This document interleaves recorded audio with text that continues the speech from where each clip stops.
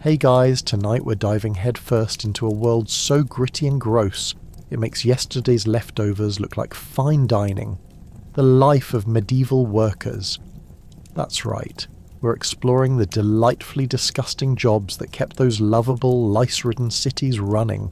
Forget chivalry and knights in shining armour. This is more about the knights who never bathed and the peasant workers grappling with the leeches and the lingering smell of their own despair. So, before you get comfortable, do me a solid and like the video and subscribe, but only if you genuinely enjoy what I do here. And while you're at it, drop a comment letting me know where you're tuning in from, because it's always a weirdly enchanted party at 2 AM somewhere. Now, dim the lights, switch on a fan to mimic that soothing medieval draft and settle in. You might need imaginary armour against the aroma of rotting vegetables and backed up sewage. Let's take a moment to ponder. Have you ever wondered how often they really cleaned their clothes? Or if they even had a concept of clean? What kind of food did they eat when the harvests were bad? Did they have any idea what personal hygiene was? Or did they just assume that scratching was a form of socialising? Once you really think about it, are you ready to get a whiff of history that's likely to haunt your dreams? Well then, congratulations. You've just woken up in a medieval city in the year 1349. There's no Starbucks, no hot showers, and the rats are practically your roommates. Good luck with that. You thought your morning routine was rough. Welcome to a day in the life of a medieval toilet worker, where nature calls and you answer with a shovel. Imagine handling the city's equivalent of a chamber pot collection agency, except the customers have absolutely no respect for boundaries, personal hygiene, or modesty. Your job description is pretty straightforward. Wade into a world of bad decisions and worse odours, all while the fine citizens of your town continue to treat their waste disposal like it's an inconvenient afterthought. Your alarm clock, the glorious first light filtering through the cracks in your one-room hovel, only to be replaced by the stench of yesterday's leftovers mixing with the fresh, pungent aroma of uncollected chamber pots. As you step outside, you're greeted by a multitude of haphazardly constructed outhouses that look more like medieval torture devices than toilets. Picture this: flimsy wooden structures, completely unfit to withstand the chaotic weather or the chaotic users. Let's not forget the charming concept of open-air toilets, where grace and dignity go to die. Your first job of the day is to gather your tools, essentially a shovel and a large bucket, because this is not a job for the faint-hearted or faint-stomached. With every step you take, the sounds of morning reverberate. Roosters crow, dogs bark, children scream, but from downwind an entirely different symphony of sounds emerges, squelching, splattering, and the telltale clinks and clanks of pots being dragged away from homes. Congratulations, this is your soundtrack. You move from house to house, announcing yourself with a cheerfulness reminiscent of a jolly Santa Claus, except he's never had to venture near something this foul. Merry critter crapping day, you holler, your cheer meeting with an uncomfortable silence.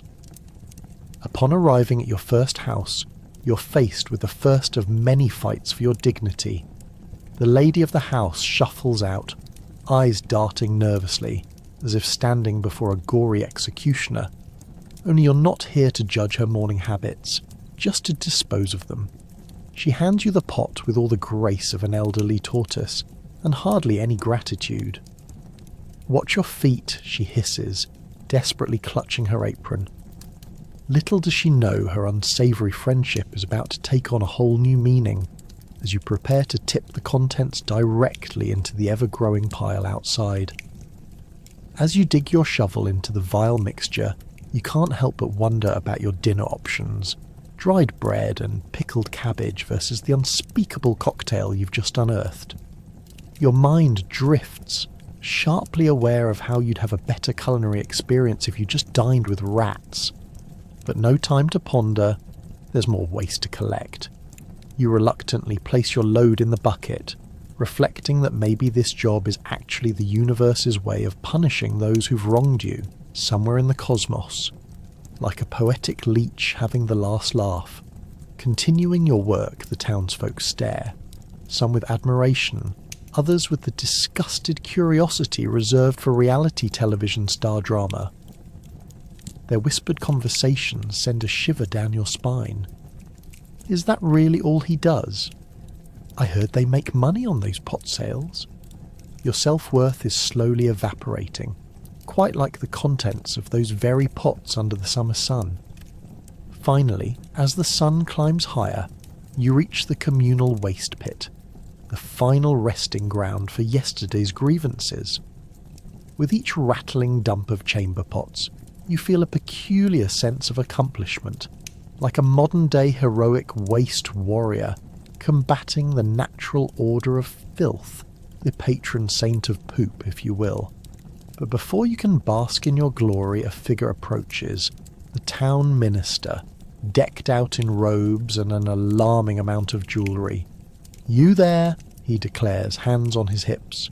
"You are blaspheming against the visage of God and the cleanliness." The irony doesn't escape you as he practically waddles away, oblivious to the putrid masterpiece forming right behind him. You can't help but offer a passive-aggressive chuckle at the absurdity of it all, your day culminating not with rewards, but with more dung, slightly richer in scent thanks to afternoon's heat. As you stand there with the lingering stench of the city's refuse dancing around you, it hits you. The more things change, the more they stay the same. But hey, at least you didn't have to deal with Wi-Fi issues or unrelenting emails. And tomorrow will be just as messy. Your desk, it seems, is destined to remain perpetually covered in chaos, medieval style. Ah, the joy of sharing. Your body's a delightful ecosystem teeming with lice and fleas looking for a free meal. Ever wonder what it's like to be a medieval pest control expert? Spoiler. It might involve using other people to scratch your back, literally. That's right. You're now the chosen one gifted with the noble title of pest control. In medieval times, this didn't come with a fancy degree or sleek tools. Your primary qualifications included being willing to find a home among the chaos of filthy straw, sweaty bodies, and the occasional rat scurrying by like it owns the place. Let's paint the scene, shall we? You wake up in a hut that smells like the local goat had a wild party last night. Your bedding, a charming concoction of hay, straw, and last week's organic waste, hosts uninvited guests that delight in having you as their sunrise snack. You scratch your scalp as you peel off the layers of wool, which, if lucky, only come with their own embedded colony of friends. Fleas and lice are basically your housemates, paying rent in bites and itches. Isn't that just adorable? Your job begins in earnest when the manor lord or some poor peasant, desperately seeking relief from the itchy horrors of infestation, comes calling. "I hear you're the best pest catcher in town," they exclaim, enthusiasm apparent on their lice-covered faces. This is your moment to shine. You grab your trusty tool set, a wooden comb, a nagging sense of hope, and maybe a sister-in-law who owes you a favour or two, and set off, ready to bring peace to this itchy chaos. As you arrive in full splendour, read, covered in dirt and questionable smells, you're greeted by the villagers, some shivering with anticipation over the prospect of scratching their itchy bodies free from their furry miscreants. Armed with a pot of boiling water that serves as your dissolve the curse concoction, you swat away the flies buzzing around your head. You prepare to plumb the depths of unsanitary horror. First step, a thorough investigation of the hair, the prized possession that once hinted at beauty until the pests claimed it as their own personal five-star restaurant. You move in closely, ready to evaluate how many guests have settled into this hairdo of horrors. Raiding the luscious locks is the part of the job the villagers dread most, since it's nothing short of a public performance. Everyone stares while you comb through a tangle of grime, dread, and the odd unhinged beetle that thought it would crash the party uninvited. As the hunt intensifies, so does your resolve. A tiny louse appears, nonchalantly marching along a strand of hair as if slapping a welcome to my kingdom sign in neon letters. You flick it away with minimal remorse, but the real challenge arrives when you find a group of fleas having a rave near the neck. With a flick of your fingers you crush them, and the crowd erupts into a mix of cheers and screams as if you were performing some elaborate medieval magic trick. The Wizard of Pest Control strikes again, they whisper, half in awe and half terrified. Soon enough, your little audience's shudders of repulsion sink with your own unease as you realise your own arms are getting a bit too sparkly. Is it too late to join the ranks of nobility? You ponder, just as the first angry flea launches its aerial assault on you. Cue the chaos. You'll find yourself frantically scratching your own scalp while knee-deep in someone else's ocular spectacle of lice. As your day draws to a close, bedecked in bits of fur and flies, there's a bittersweet victory over your labours. You've restored one family's sense of sanity, while somehow unleashing a small insect army upon yourself. You head home, still composing a menagerie of scratching sounds in your head, ready to curl up in your comforter, a cosy heap of straw mixed with invisible residents of your own.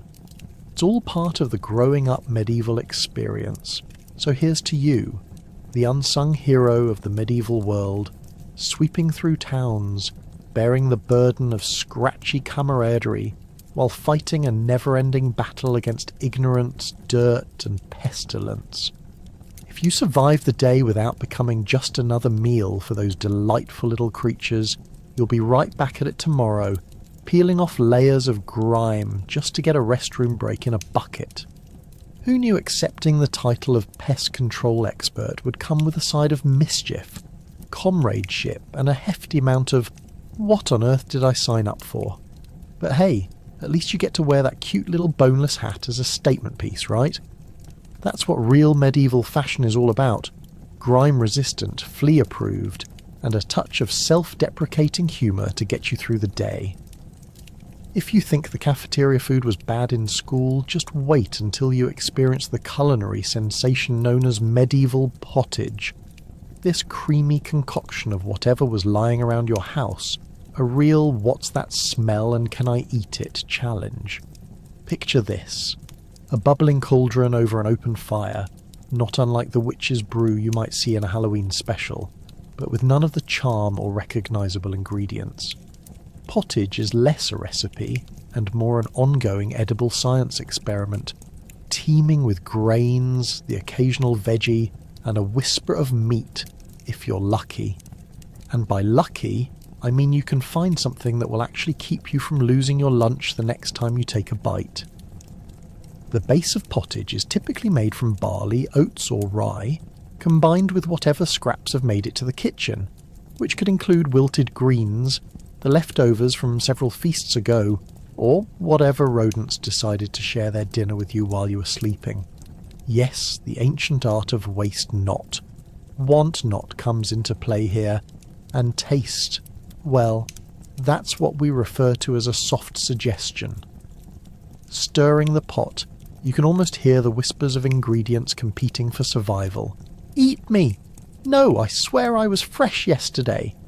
It's a gamble every meal, a real survival of the fittest scenario happening right there in your wooden bowl. Now, you might wonder, how long is this pottage left simmering? The answer, long enough to overstay its welcome. Often it's prepared in a pot that has been simmering on the fire for days, weeks, or possibly longer. That's right. The same pot has likely been the scene of previous culinary outrage, each serving just a comfort layer topped by a hair of nostalgia and perhaps a bit of lingering regret. If you're a fan of flavours that reflect the essence of life without any filter, congratulations. This cuisine thrives on giving you a taste of gastronomy through an impressive visual horror show. And if you're still not convinced that medieval cuisine is more a test of endurance than a culinary celebration, let me present you with the bread. Also fundamental to the pottage experience. We're talking about loaves of bread crafted from coarse grains that could double as defence against marauding invaders. If you tried to slice it, you'd need a battle axe, not a kitchen knife. Your best bet is to negotiate rather brutally with it, by bashing it against the pot until it crumbles and recreates a scene captured at a medieval-style food fight. You might think you're just breaking bread, but nah, you're engaging in a full-on struggle between sustenance and your sanity. Now, you'd think pairing such a dish would warrant a refreshing drink, perhaps a chilled cider or a nice fruity ale. Well, imagine starting your day with a hearty breakfast pottage while washing it down with a warm flat ale. Why ale, you ask? Because, folks, the water supply is often as appealing as swimming, in a cesspool, mysterious liquids that no one questions because they are simply part of the medieval experience. It's not about survival, it's about endurance after all. And if you can manage not to regurgitate breakfast into your communal bowl, hats off to you.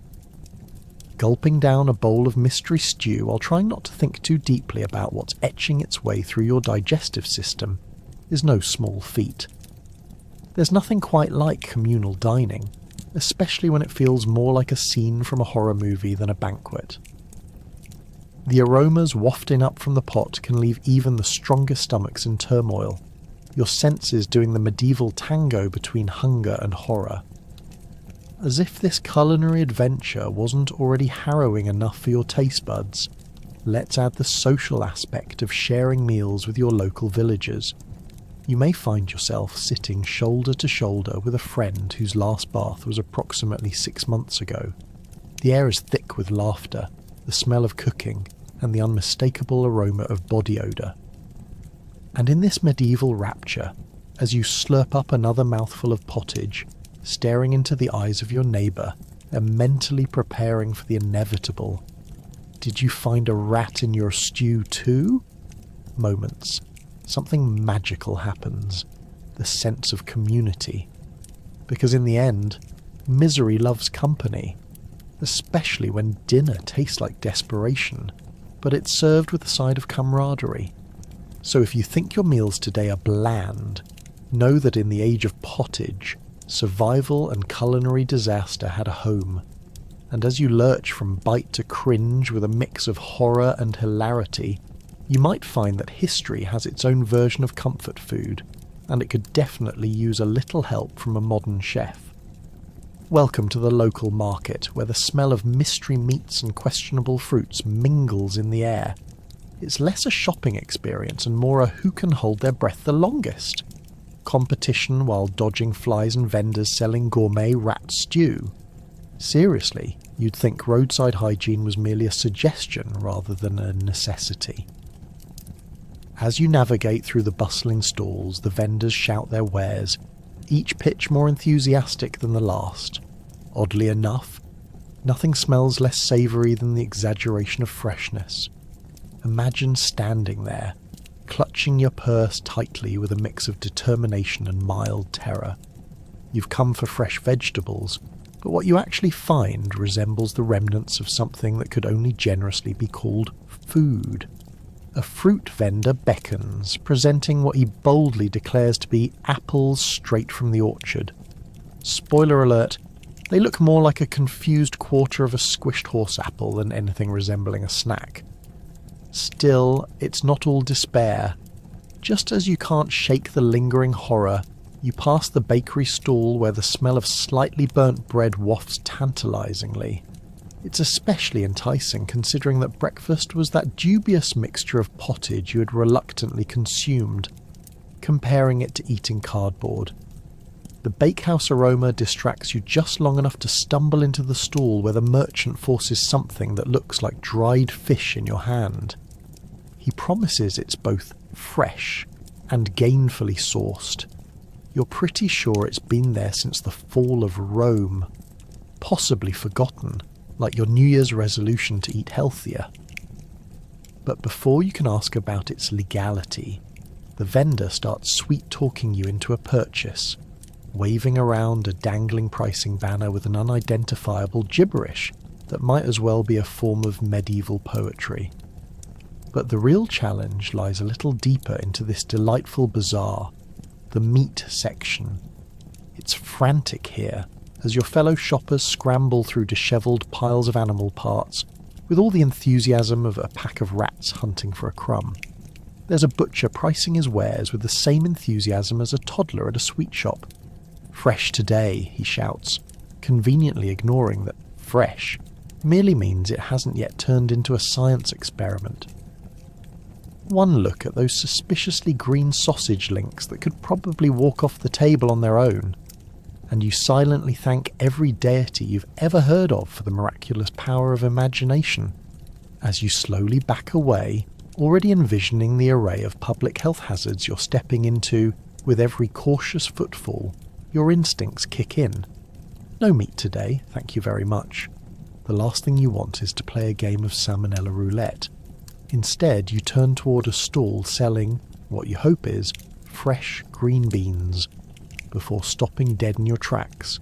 A raucous brawl erupts between two determined women fighting over a single glistening potato that chippily peeks from beneath a half-eaten loaf of bread. It's a scene reminiscent of a sporting event, where the prize isn't glory but dinner. You'd expect this level of fervour over golden nuggets, not tuber. With the skill of a tactical warrior, you manoeuvre around the chaos, clutching a bunch of wilted greens like they're the crown jewels. Who knew vegetable gathering could double as an extreme contact sport? As you inch away, a small boy races past on a cart filled with unidentifiable roots, while simultaneously launching something from it. A cocktail of produce, insect parts, and randomly misplaced feathers. You can't help but laugh softly. What's life without a dash of absurdity? Is this where you go for supper or the local comedy club? Just as you're about to make your exit, you overhear the baker boasting about his famous pastries made with moderate labour and mostly ignorance.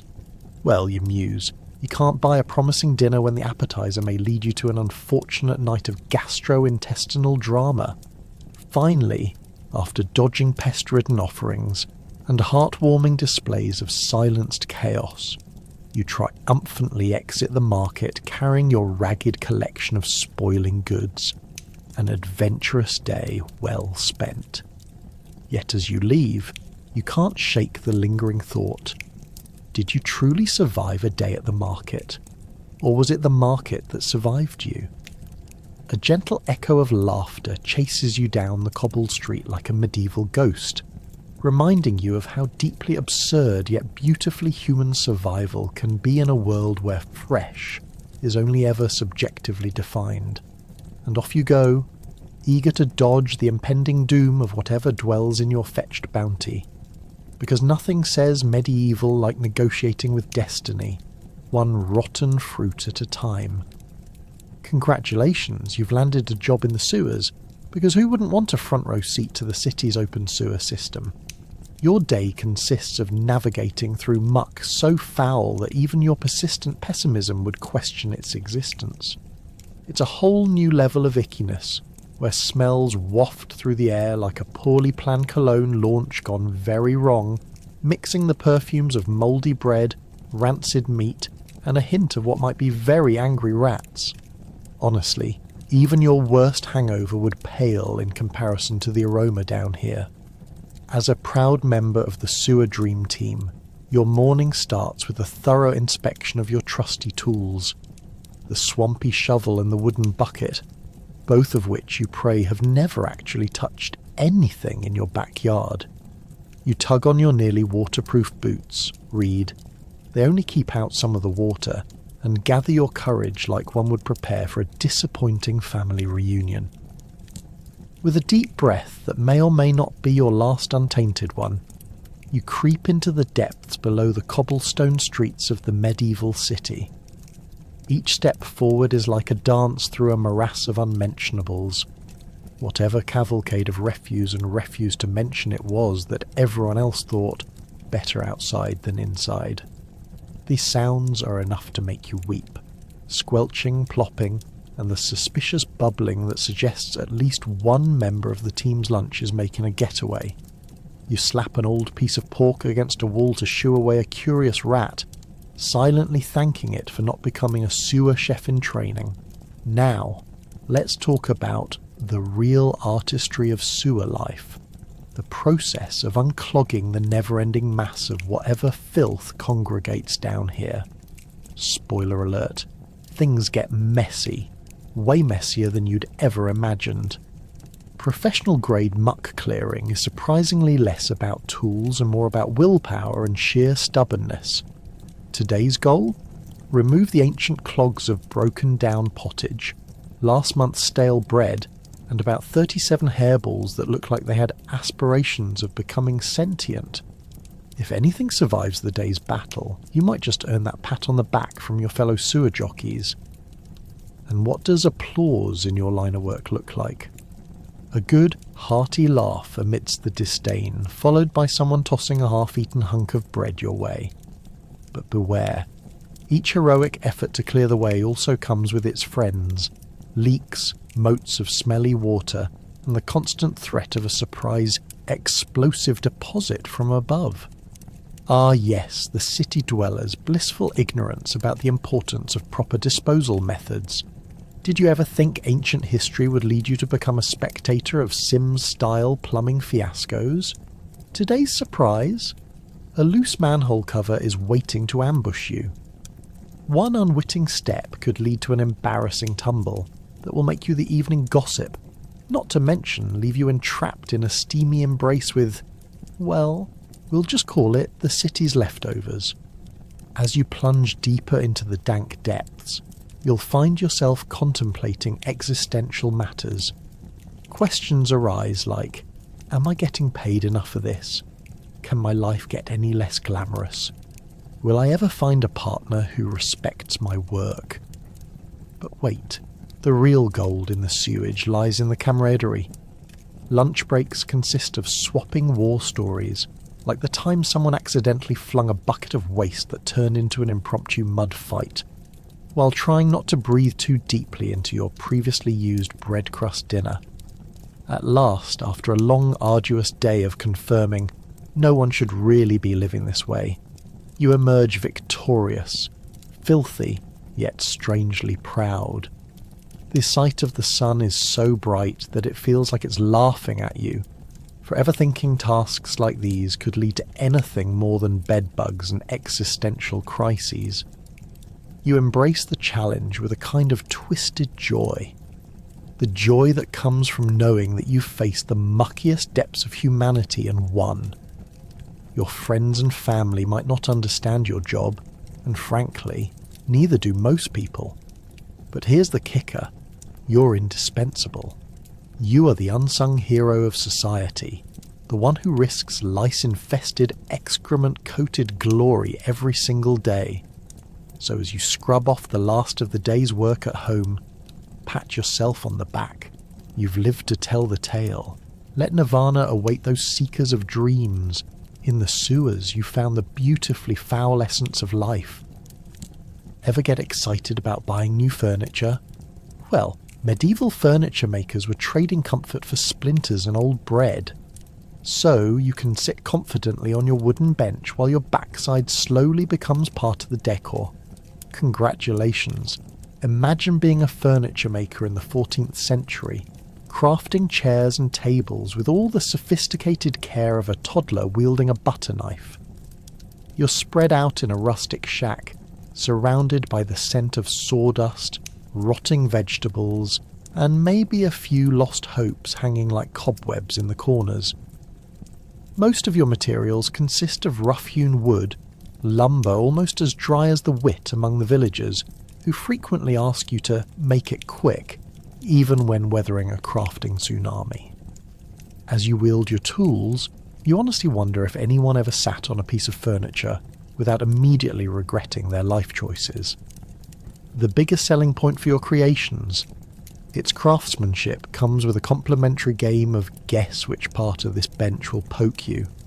whether it's a protruding nail or a lovely splinter that feels like nature's way of giving a warm hug. Buyers often can't get enough of that rustic charm. So, when someone sits down on your finest piece, a lovingly unfinished warped creation called the electric chair of regret, you smile amiably, knowing they're about to embark on an epic battle against discomfort. Sketchy wood sources are not the furniture maker's only burden. There's also the constant threat of the bubbling pottage incident, as beleaguered housewives make dinner while the chaos of stars align in their kitchens. One stray ladle flicking hot soup across the room, and suddenly your delightful chair becomes a slippery slide of culinary shame. However, customers pride themselves on their armchairs being multi-purpose. They're not just places to sit, but venues for dining accidents. Now let's talk about finishes. Not exactly the nourishing range of today's glosses and varnishes, but medieval oils and waxes made from anything remotely slimy. Imagine a concoction of linseed oil mixed with your neighbour's questionable aim during last week's battle with dandruff. Voila! Your furniture holds a beautiful sheen that might as well signal, "Please touch me, I dare you." Your chairs might look charming, covered with a hiding layer of dirt and past meals that come alive during the bustling family feast. "Did the chicken land on this table?" they ask. "No," your chair replies. "It's part of the ambience." As the furniture maker of medieval times, you quickly learn to embrace the art of invisibility. No, not the magical kind, but rather perfecting the ability to blend in so you don't get trapped in a conversation about your abysmal design choices. You see, when people see a lowly chair in the corner, they don't imagine a comfy seat carved with love. No, they dial in on your questionable craftsmanship and start reflecting on the crops you also failed to nurture. "Ah, Farmer Ed might have had a better bountiful season, but instead we ended up here with this sorry excuse for a nice chair." The shame is palpable, and you suddenly become the medieval equivalent of that kid who accidentally brought a goat to a hammer throw event. And let's not forget your ultimate horror, sandpaper.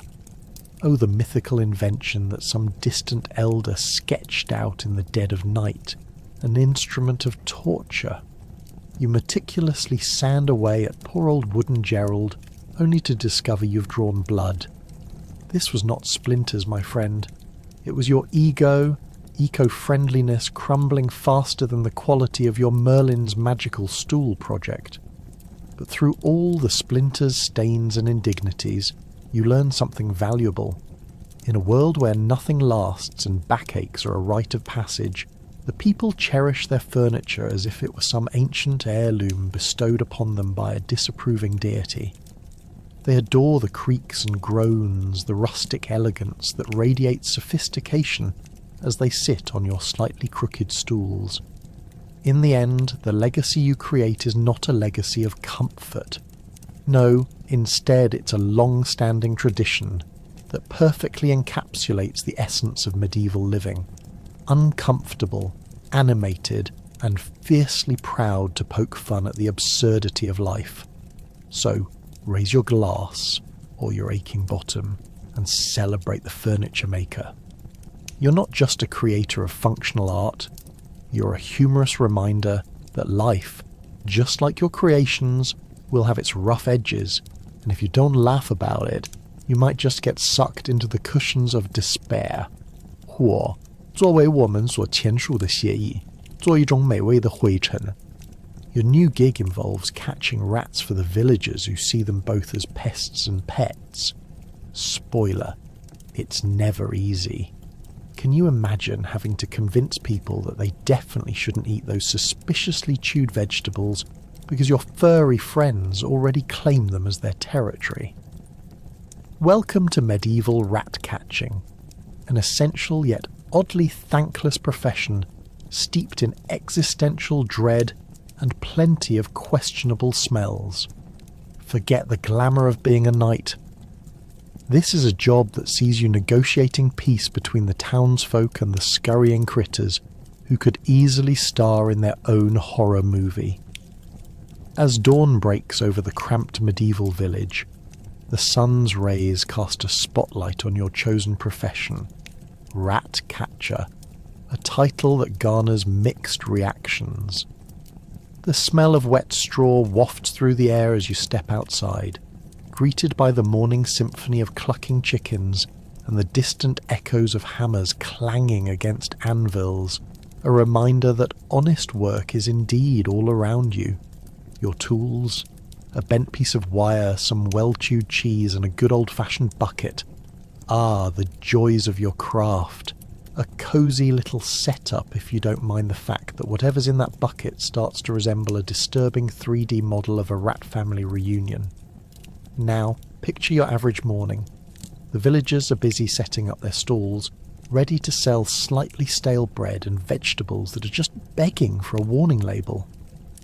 But here comes our hero, the rat catcher, sneaking around with an unexpected zeal. How many peasants does it take to finish a breakfast of rotten cabbage, you ask, waving at the nearest vendor. They roll their eyes, but the light humour does little to mask the all-too-real terror of having rats rooting round in their precious produce. Little do they know, you're about to become more important than their weekly meat delivery, a revelation you won't shy away from reminding them later. But your task is riddled with challenges. You toss a piece of cheese onto a trap, hoping it will entice the little critters into your makeshift snare. "Come on, fellas," you mutter, imaging them barking back with a response. Instead, the hefty brown rat, now a local celebrity, sidesteps your cheerful bait, nibbling on the slightly spoiled cabbage instead. You slowly begin to realise the harsh truth.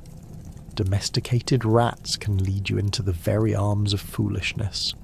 Convincing townsfolk to respect your work while simultaneously holding up the local rat population is about as satisfying as trying to replace their lost socks in the medieval laundry heap. And then there's the baffling aspect of social dynamics. As a rat catcher, you alternate between being a misguided villain and a revered figment of their imagination. Grab a rat and they're genuinely concerned you'll steal Bingo, the beloved pet of a local child who thinks he's an honorary knight. Lose a rat, and you risk being blamed for every single scratch that turns into a minor infection. For them, you're the answer to their rodent woes, yet also critiqued as the harbinger of all germs and pests. The odds of getting a thank you are about as slim as finding solid gold buried in the dung heap. As if these challenges weren't enough, there are rumours that spread like wildfire. A local legend claims that your rat-catching prowess stems from a secret pact with the swarming hordes themselves. Children stop playing when you come around, convinced you can summon rats like a bard conjuring fairies. At least you've been promoted to the status of mythical hero, if only in the minds of those who have clearly consumed too much of the village ale. You can't help but chuckle as they huddle together, waiting for you to summon the legendary Rat King from the underground. Finally, after hours of chasing tails, you return with a sack full of rodents, each one triumphantly giving you the side-eye as you stuff them into a makeshift crate. It's not glamorous, it's a dirty job, and you can already feel the lingering aroma of rat that promises to stay on you well into the next week. But your role is as essential as the local baker, because without you, their food wouldn't be safe from those microscopic devourers of decency. So, while it's true you might be viewed as a villain at times, there's an undeniable pride in being a rat catcher. Whether you're collected with a hero's welcome or the scornful glares of villagers, you'll take your place in the community as quietly as a rat in a straw hat, while you dodge curses and belly laughs alike. You've earned your place in history as both a bearer of the hygienic truth and a whimsical fixture of town life. After all, next time someone asks about the rat catcher, they might just be whispering tales of the extraordinarily underappreciated hero clad in dirt and armed with nothing but cheese. You're now the pride of the night, collecting night soil, something totally unrelated to the viewing of 18th century Shakespearean monologues, I assure you. It's a dirty job with a joyful twist. Come evening, you get a workout that really stinks. Picture this. The sun sets over a windswept medieval town, and the world turns a darker shade of despair as you gear up for your stinky crusade. Armed with nothing but a bucket, a wooden shovel, and the steely resolve that only comes from living on the fringes of hygiene, you're ready to dive headfirst into a fragrant adventure. As you stroll through the shadowy streets, the air thick with aromas that could probably gag a horse, you revel in the uniqueness of your position. No one else can claim the title of night soil collector with such pride. Some villagers hide away in their homes, nursing their suspicions that something foul is venturing outside, while you, hero of the hour, embrace the pungent flicker of your candlelight. Business is about to pick up, and you're the one driving this ferocious carriage of filth. But let's pause for just a moment. Have you ever thought about what night soil even entails? It's a euphemism for those delightful treasures thrown from the windows of your fellow townsfolk, unceremoniously piling up in the streets as if waiting for you to announce a special sale. Picture this, a cacophony of human and animal waste befriending discarded food scraps, forgotten slop, and, dare I say, the odd rat tail. It's like a soup pot gone rogue after a particularly wild banquet, and you're held responsible for extinguishing the resulting chaos from the town's topography. Make no mistake, when the moon rises, your workday begins. Armed with an infectious sense of optimism, you plot your route like a general surveying the battlefield. This is your moment of leadership in the grand narrative of community ethics. As you grab your bucket and set off, you can almost hear your neighbours' whispers. Guess who's headed out to collect the town's less than stellar contributions? Yep, that's right, it's you, the noble collector of nocturnal refuse. You deftly avoid the more brazen puddles of liquid sunshine as you peer into the gloom for gently illuminated windows, the telltale signs that the residents are about to relieve themselves of their modesty and their burdens. Call it a sense of duty, or simply an innate understanding that someone has to pick up the pieces. As they toss their various excretions into the welcoming night, you're on hand to catch the fallout. Yes, folks, this is where destiny calls. At this precise moment, the trials of the day's labour weigh heavily on your shoulders, and it's daunting. Sure, you could argue that digging through human refuse is a humbling experience, but let's face it, it's downright soul-crushing. The rare moments of respite are detoxified by your willingness to accept the job comes with its own experiential rewards, the hearty recognition of your neighbours and the paycheck that somehow feels like a trophy in itself. The clatter of your bucket resounds through the alleys, a comforting heartbeat of nightly survival. And when you finish your rounds, you don't just throw those burdens away. Oh no, you're a maestro in the symphony of soil. You haul the night soil off to the compost heaps, those fanciful mountains of potential fertility, where many noble plants hope to sprout from the reek of yesteryear's mistakes. Fertilization, the cycle of life, and new beginnings. Who would have thought the source of sustenance might just originate from your evening escapade? And as you run home through the misty streets, your heart filled with pride, you can't help but think, tonight you've done something heroic. You've helped ensure that the townsfolk rest easy, knowing their waste isn't just left for the rats to have a party with, but instead transformed into something useful and biologically meaningful. So next time you flush your toilet without a second thought, remember your nightly counterpart, the night soil collector. You may be exhausted, but at least you can proudly say you played a role in the great wheel of life. Who needs pleasant aromas when you can revel in the scent of lye-soaked misery? You'll become well versed in the art of soap making, ensuring that everyone around you will smell like either flowers or the pungent regret of poor hygiene decisions. Welcome to the world of medieval soap making, where cleanliness isn't just next to godliness. It's an aspiration that leaves you hoping for a miracle.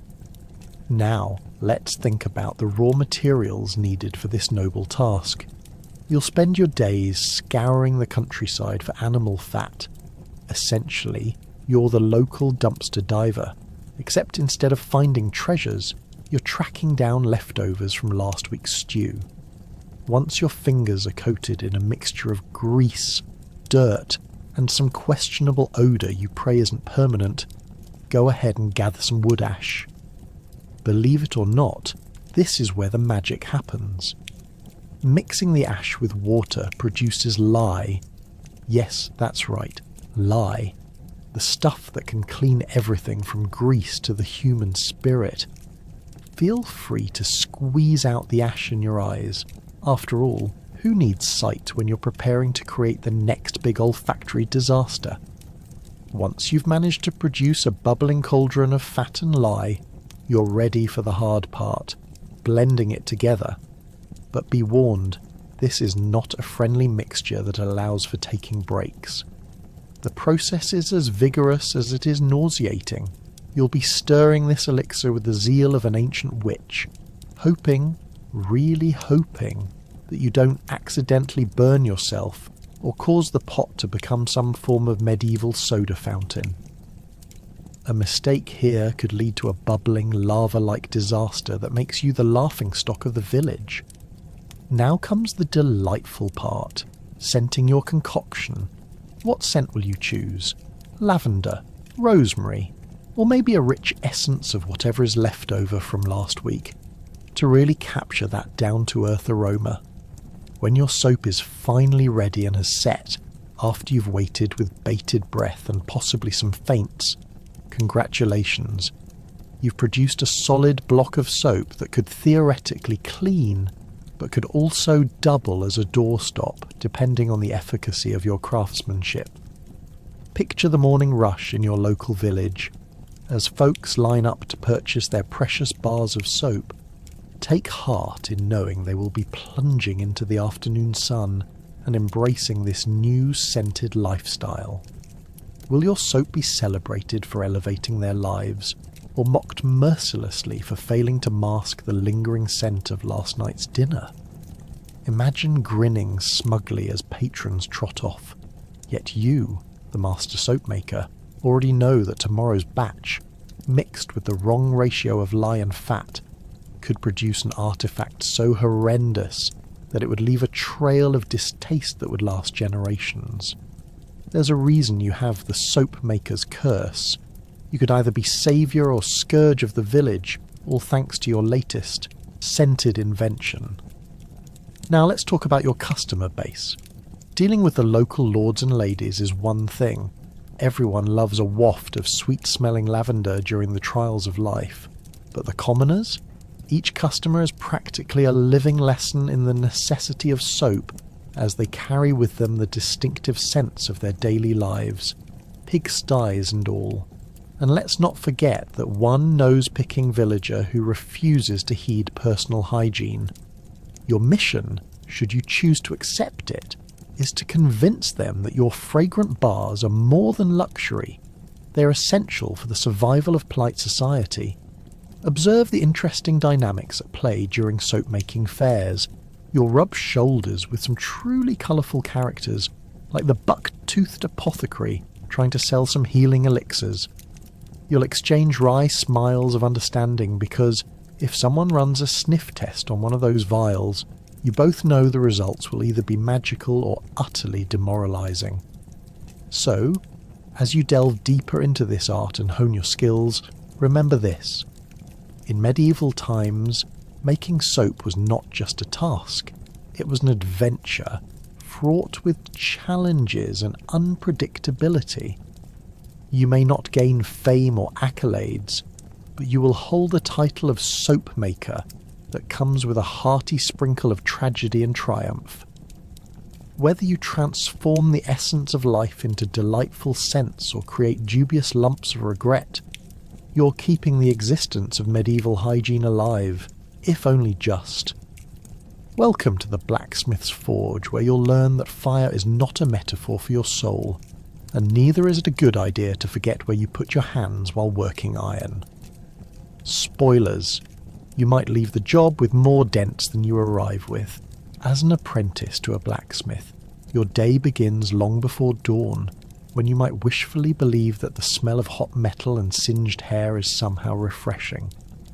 The forge itself is a sanctuary of chaos, but consider it a chaotic mess with mild to moderate risks of third-degree burns. The clang of metal striking metal echoes like a medieval symphony, only with more grit and way fewer social niceties. Your mentor, probably just as gruff as the anvils he pounds on, lifts a massive hammer with the ease of a seasoned pro. You watch, simultaneously in awe and terror, as he boasts about the great sword he's forging while you struggle to lift a hammer that feels like it's bonded to the ground. You fumble and bumble around, trying to crack out a horseshoe, because your career as a blacksmith will surely be defined by your ability to outfit local horses. You hammer away, convinced you're destined for greatness, until you realise you've forged something resembling a sad pancake instead of an actual horseshoe. You glance at your master, who sighs deeply as he mutters something about taking the long way to mediocrity. Horseshoes, though they seem simple enough, are a high-stakes game of physics and geometry. One miscalculation, and you're reinforcing a horse's limp with a piece of scrap that looks less like a shoe and more like a death warrant. It's not just about the shape, your master intones, it's about the fit. Exactly.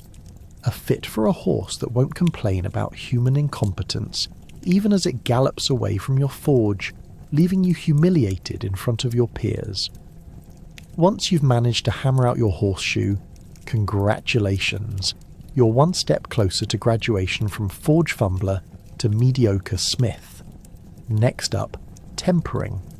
It's not just a lesson in metallurgy, it's practically an emotional therapy session.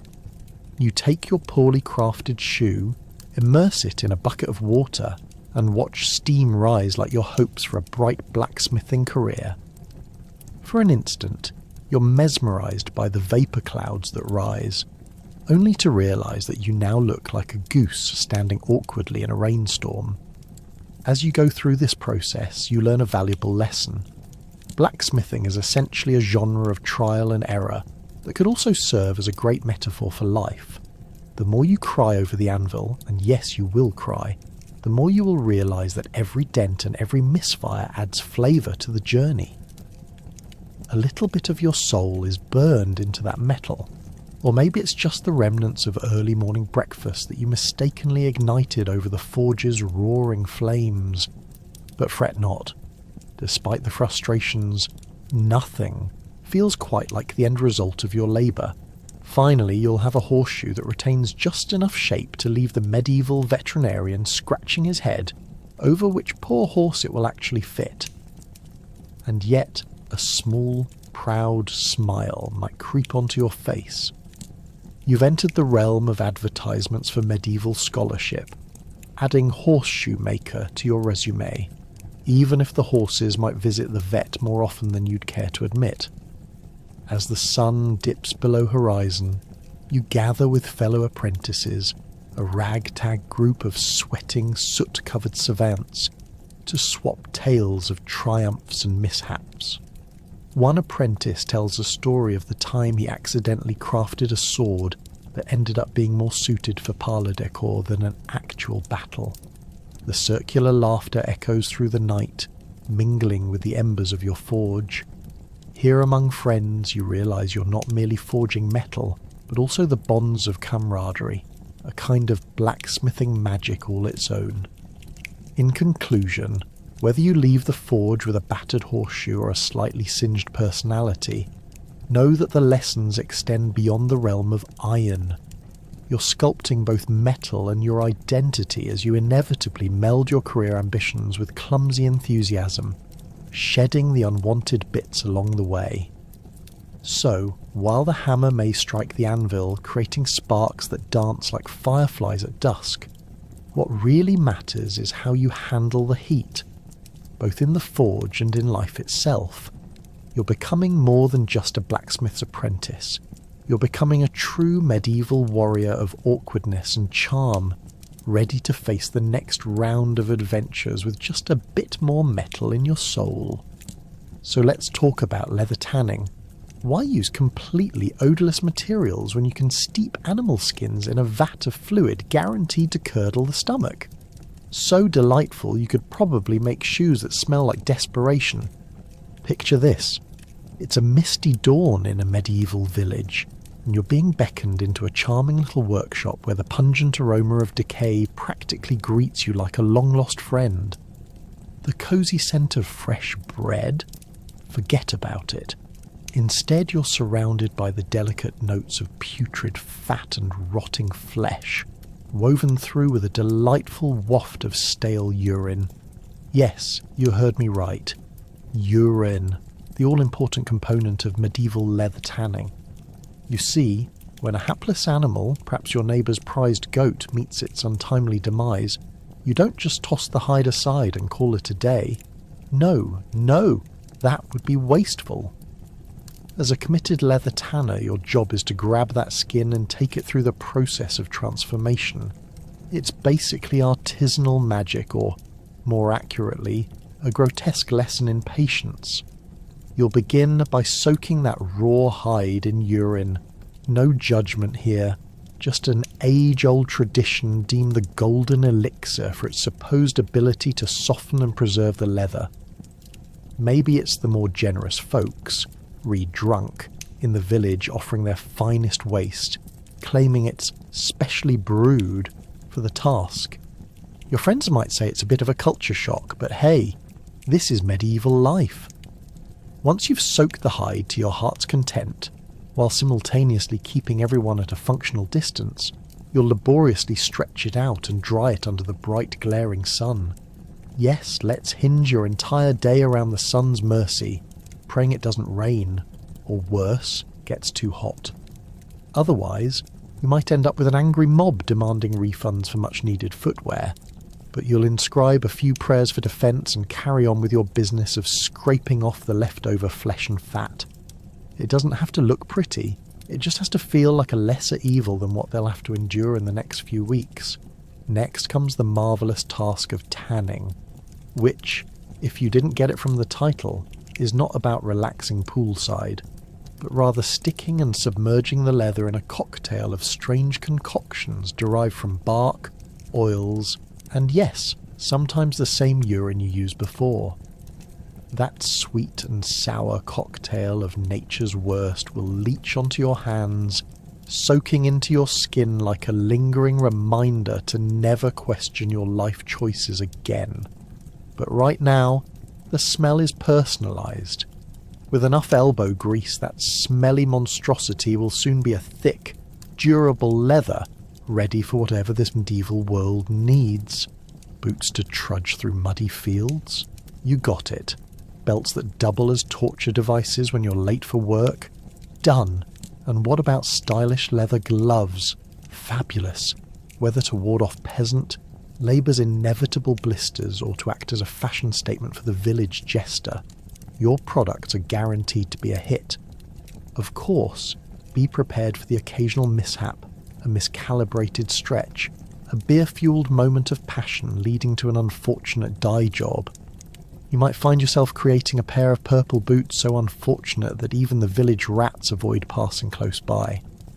But who knows, perhaps next year's Harvest Festival will require a complete flood of outrageous colours, the perfect opportunity for you to become the talk of the tavern.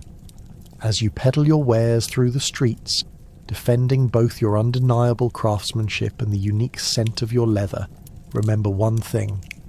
Leather tanning isn't just a job, it's an art form tethered to the unsettling dance of humour and horror, stitched together by the memories of warmth and wisdom bestowed upon those brave enough to hide their noses and uphold the tradition.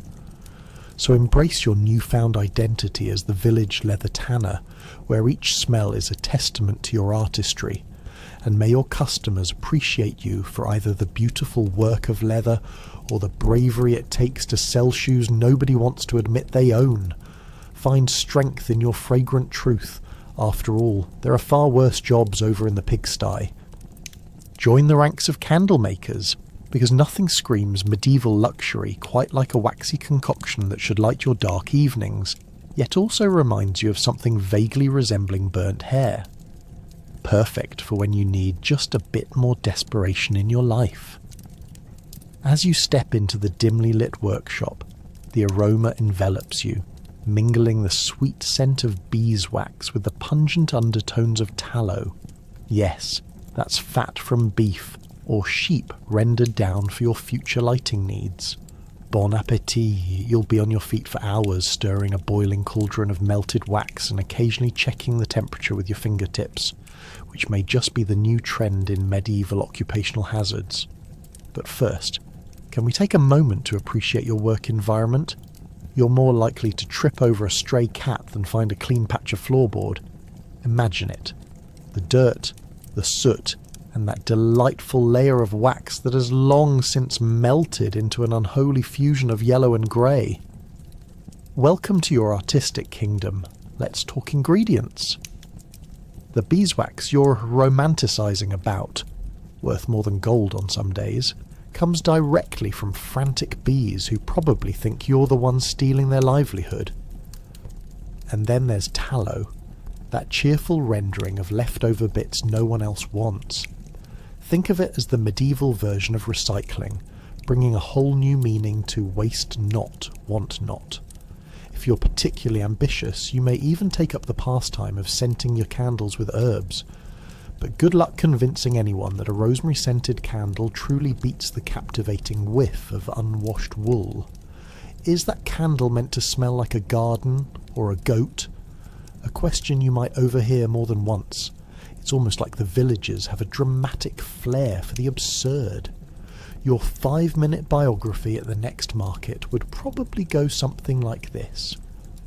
Hello, I'm a candle maker, and yes, I'm aware my creations do smell like the combination of ancient pies and that swamp nobody will visit after dark.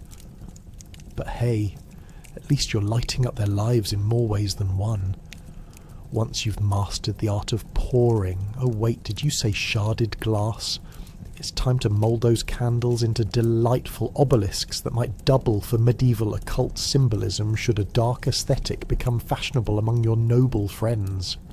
Your fingers will feel like they've wrestled a chunk of wood after pressing and shaping the hot wax, but aren't you the artisan? You're not just making candles, you're creating works of art that might, just maybe, allow people to navigate the dark corners of their hovels without stepping on a rat or a precariously positioned wooden stool. Now, while the prominent citizens rage about their precious crystal chandeliers, you're totally fine being the unsung hero of nighttime illumination. Every flickering candle you hand out or sell might just save someone from stubbing their toes on a sleeping dog or an errant pile of laundry. Think of it as a mini version of light-based therapy. Hey, let's not be miserable in the dark. As dusk falls over the medieval village, you're probably still labouring away as others settle into chatter and evening meals with their families. But wait, you've got a surprise for them from today's batch. Your latest candle is shaped like a tiny pig. A candle pig. Nothing brings out the giggles quite like a small flickering light in the shape of livestock, unless they mistake it for a left-behind dinner roll. And if they think it resembles a far-off cobbled medieval friend, that's just a bonus for you. When the evening arrives and your handiwork is finally ready, you'll notice most of your customers don't even care what scent or shape your candles possess. The mere presence of light makes them feel more dignified. Quite the achievement for illuminating evenings in such dark times. After all, who doesn't want to unwrap a gift that feels like the spirited embrace of cheap yet cosy civilization? So, as you settle in for the night, proud of the tallow and wax sculptures you've created, remember that the work of a candle maker, while utterly messy and challenging, is nothing short of vital in this age of shadows and uncertainty. You may not win any beauty contests, but you sure can brighten up a room, literally and metaphorically, and who knows? One day your name might just be shouted from the market stalls, remembered fondly as the light bringer of the medieval realm. What a time to be alive! If only they knew. You're really just one bad batch of wax away from becoming the talk of the town in a very, very different way. Welcome to the world of midwifery. Your role is half medical expert, half therapist, and all chaos control. Imagine trying to assist childbirth without the nicety of pain relief, antibiotics, or even a modicum of organisational structure. Let's just say, it gets very interesting very quickly. The moment the sun rises over your medieval village, you can feel the tension thickening in the air. Is it the pressure of impending labour, or merely the aroma of last night's questionable stew still wafting through your humble abode? What's that? Oh yes, definitely both. As the village midwife, you've been called for a home visit. You can't quite remember if it was 2 a.m. or 4 a.m. when the call for your services came. Either way, you can be assured the family's one-room hut is only marginally cleaner than a pigsty, and now you'll get intimate with all things earthy. It's a crowd pleaser. After all, nothing says welcome like a floor scattered with dried straw, soot, and the odd chicken pecking at what you hope are crumbs. As you step inside, you're greeted by the expectant parents, their eyes wide with equal parts excitement and trepidation. It's a classic case of nature's drama unfolding, and somehow you've been cast as the lead. You're surrounded by a supportive ensemble, a gaggle of curious children, the neighbour who thinks she's an expert because she once baked bread, and the family dog, who's decided that now is the perfect time to wander between legs, likely hoping for a fallen morsel or two. You quickly assess the situation, measuring the intensity of the mother's contractions, all while figuring out who in the room might faint first. As you prepare your tools, which largely consist of old blankets, a wooden spoon, and maybe a dubious pair of scissors, you compile a mental playlist of calming mantras. Breathe in, breathe out. You can do it. How about chanting grains don't throw themselves? Clearly it's going to be a unique kind of therapy session, with the mother lying on what might best be described as a hastily crafted straw bed. The first cry rings through the cramped space like someone kicked a hornet's nest. Ah, the sound of nature at its most chaotic. Somewhere beneath the barnyard chorus of a goat, a baby howls to announce its arrival. You pray internally that it doesn't break into an opera, announcing to the entirety of the village that the gates of life and chaos are now wide open. The moment is anything but serene. The mother clutches your arm like a life raft, and while you're supposed to maintain that calm and collected midwife demeanour, deep inside, you're pretty sure this will turn into a horror scene if anyone realises blood might spill onto the floor. What was it they said in the village?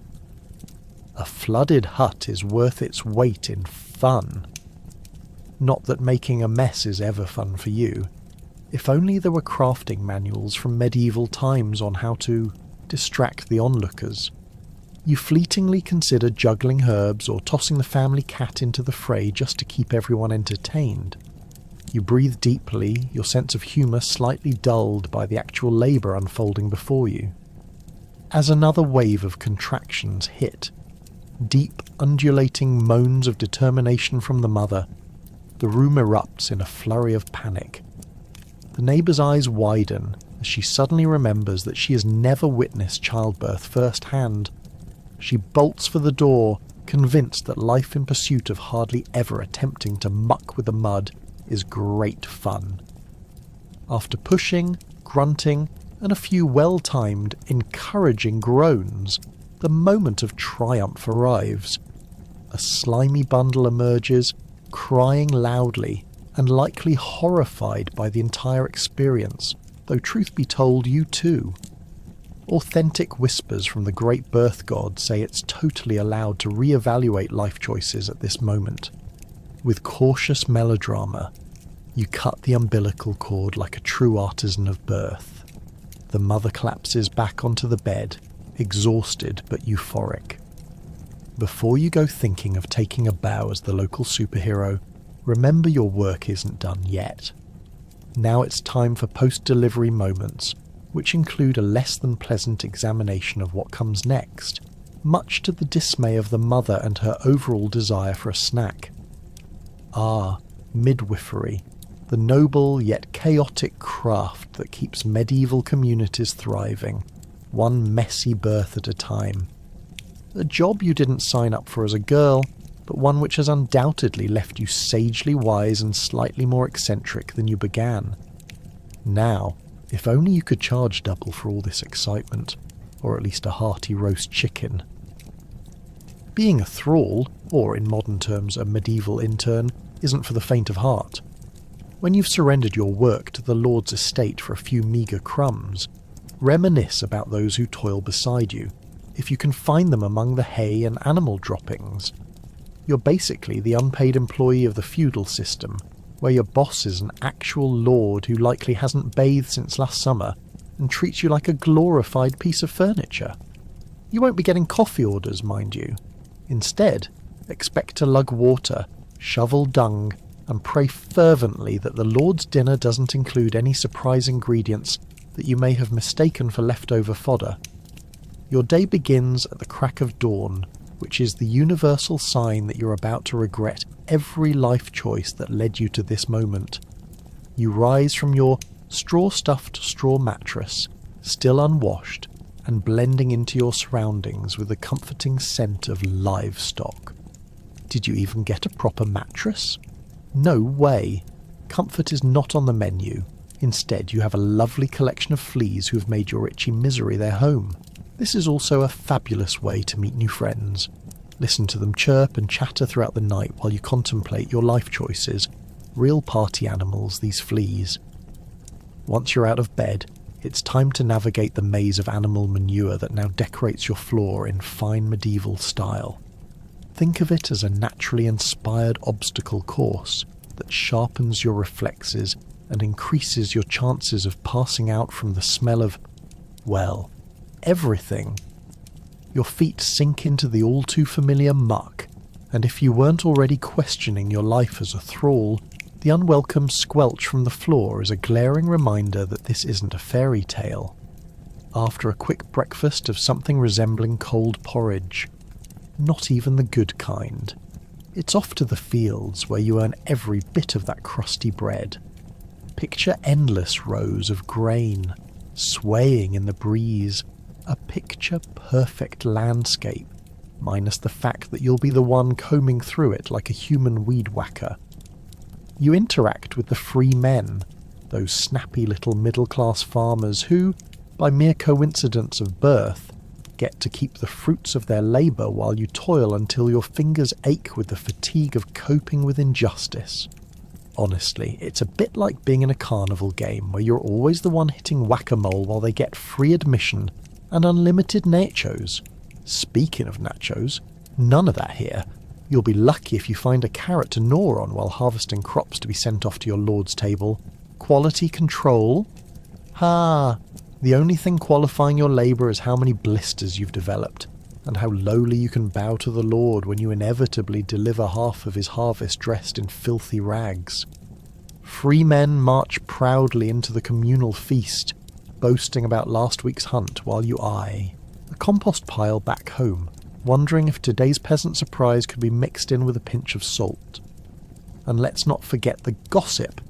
At least the free men have the luxury of discussing their livestock, while you're busy trying to avoid embarrassing conversations about your never-ending toil. You find yourself caught in endless tales of taverns and their exploits, always wondering when your reunion with a half-rotten beer barrel will happen. You've surrendered not just your body, but potentially your dignity. For your role in this master-servant dance means that your thoughts on what's for dinner are constantly crowded. As day gives way to dusk, and a bevy of tired goats shuffle back home, you're left with the remnants of your labour, thoughts of tomorrow's dawn and hanging your head low, while wishing you could have sat around the evening fire, eating bread that doesn't resemble a rock.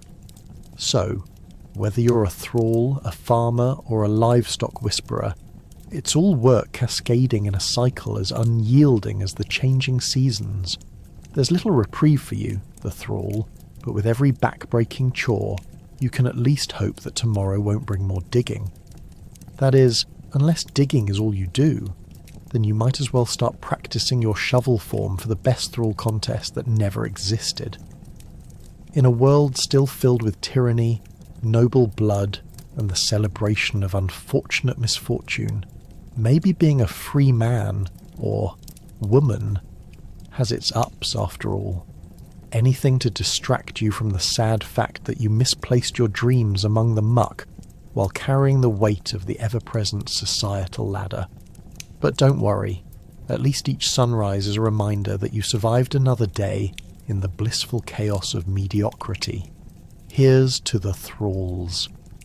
Congratulations, you've signed up to be a scullery maid. Your job description involves preparing the royal feast whilst enduring persistent insults from everyone above you on the hierarchy ladder. Hey, at least you learn how to peel vegetables with a hopeful smile, right? The kitchen, your workplace, is a bustling inferno of chaos and grease, where the air smells less like a freshly baked pie and more like something that's skidded under the bed. Picture a room where every surface is perpetually sticky from spilled stew and spilled dreams. As you duck and dive between boisterous cooks and clattering pots, your primary mission is clear. Keep your head down and don't let the boiling soup accidentally get you fired. Your day begins before dawn as you shuffle into the kitchen like a zombie looking for its next victim. The first task: tackle the rotten vegetables from last week's grand feast, an adventure you approach with a grimace. The carrots seem to be covered in a fuzzy green coat that itches just looking at them. If you're lucky, you'll have a few fresh onions to work with, or else you'll be prepping the last ingredients that look like they've been hiding since the last earthquake, like root vegetables that decided to imitate rubber. After all, in medieval cookery, farm to table means dig it out of the compost heap, and while you toil away, there's a peculiar alertness in the air. The head cook, a burly man who seems to live on a diet of disdain and half-cooked meats, stomps around issuing orders like a general preparing for battle. Any slip-up on your part could result in a tongue-lashing louder than the church bells, and we all know how much those echo through the muck of your day. More salt! Less salt! Are you stirring or just practicing graceful ballet? You'd think you were trying to please a nobleman, not a glorified chef wearing last week's apron.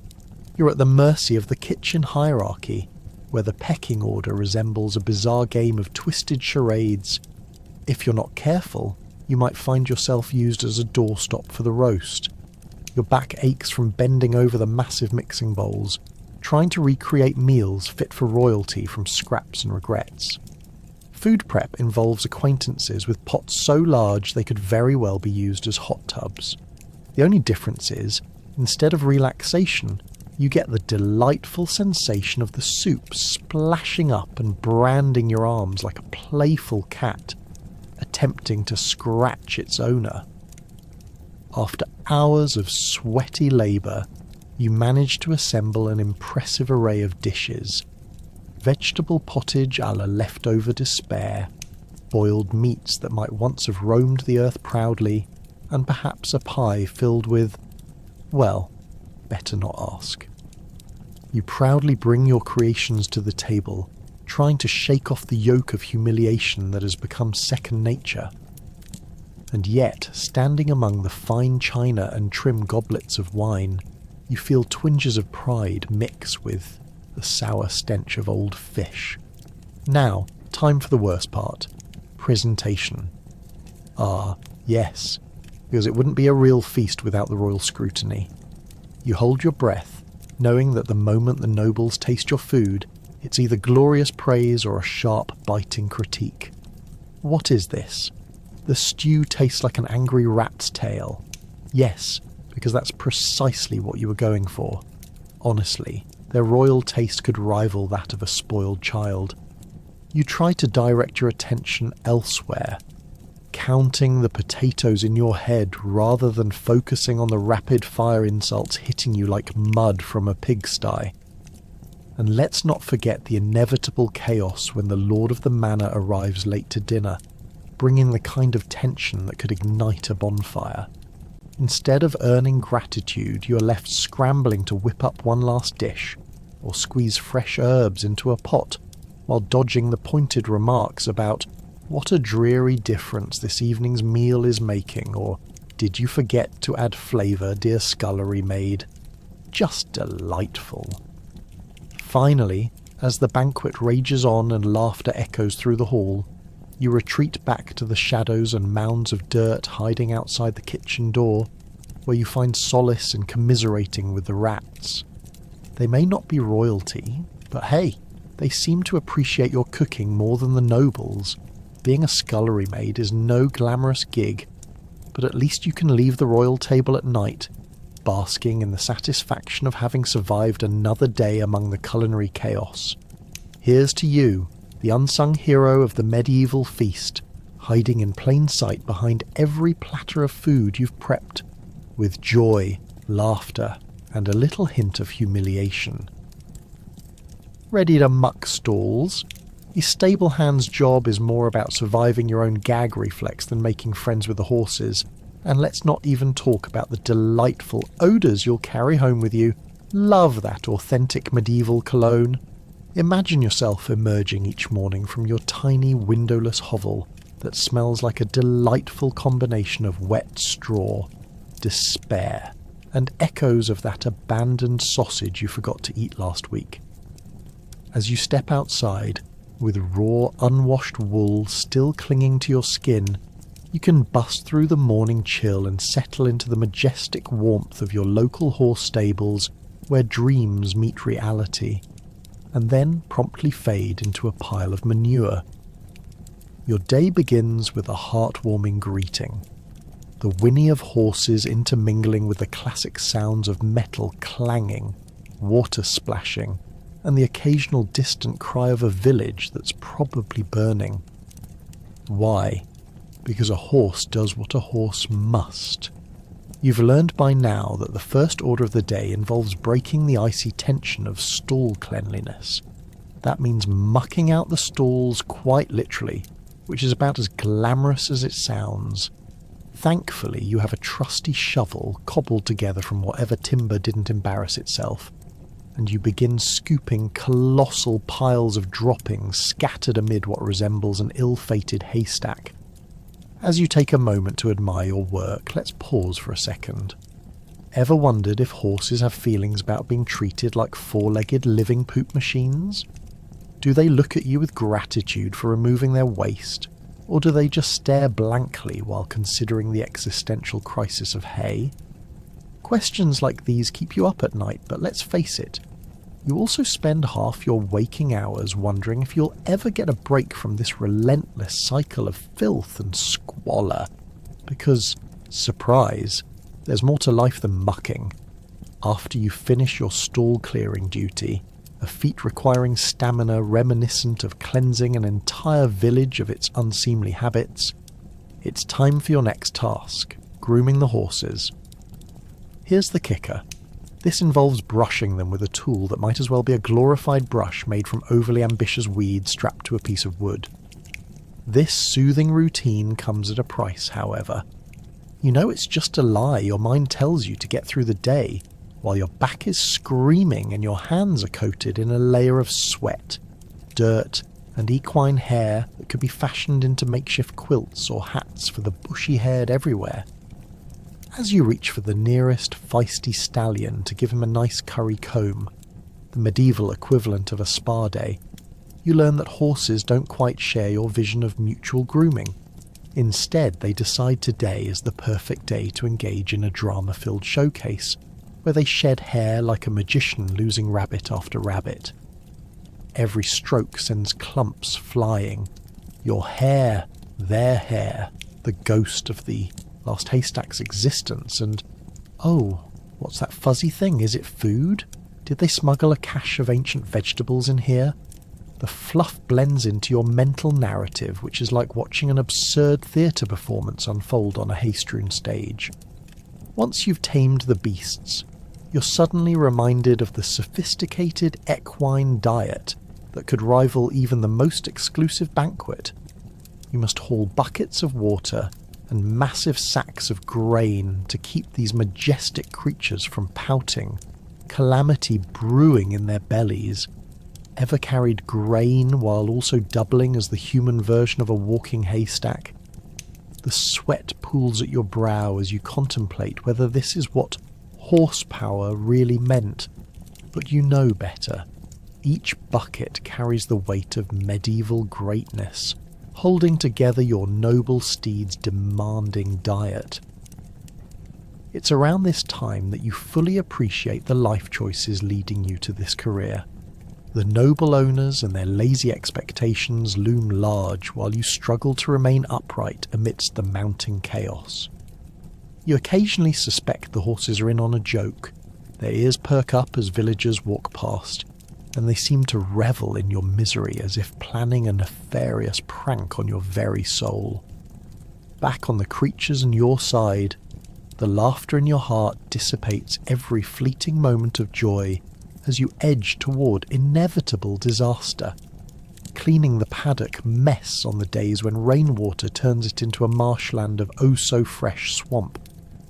At long last, your day as a stable hand comes to a close. You step back, perhaps for a moment, gazing into the starlit horizon, heart full but exhausted.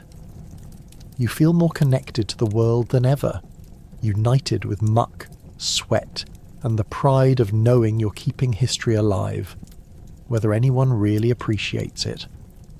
The scent of manure clings to you as securely as a peasant's dreams of a simpler life lost in the haze.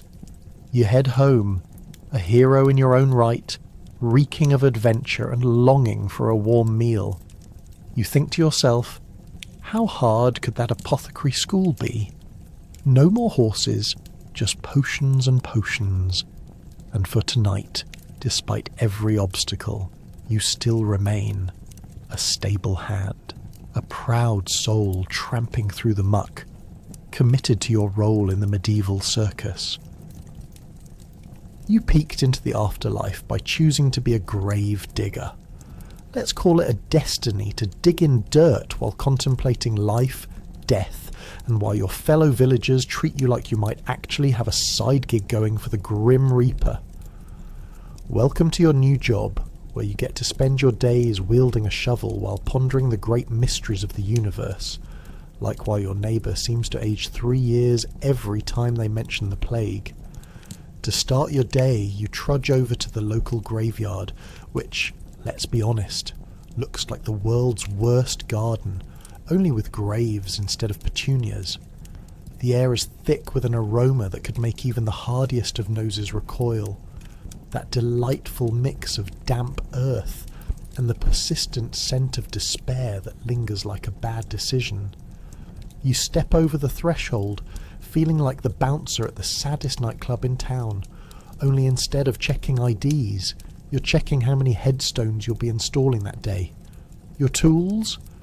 A trusty spade and the occasional pickaxe, both of which have witnessed more life than most of your fellow villagers. They are imbued with stories almost as rich as the ones languishing beneath them in the ground. Let's be honest.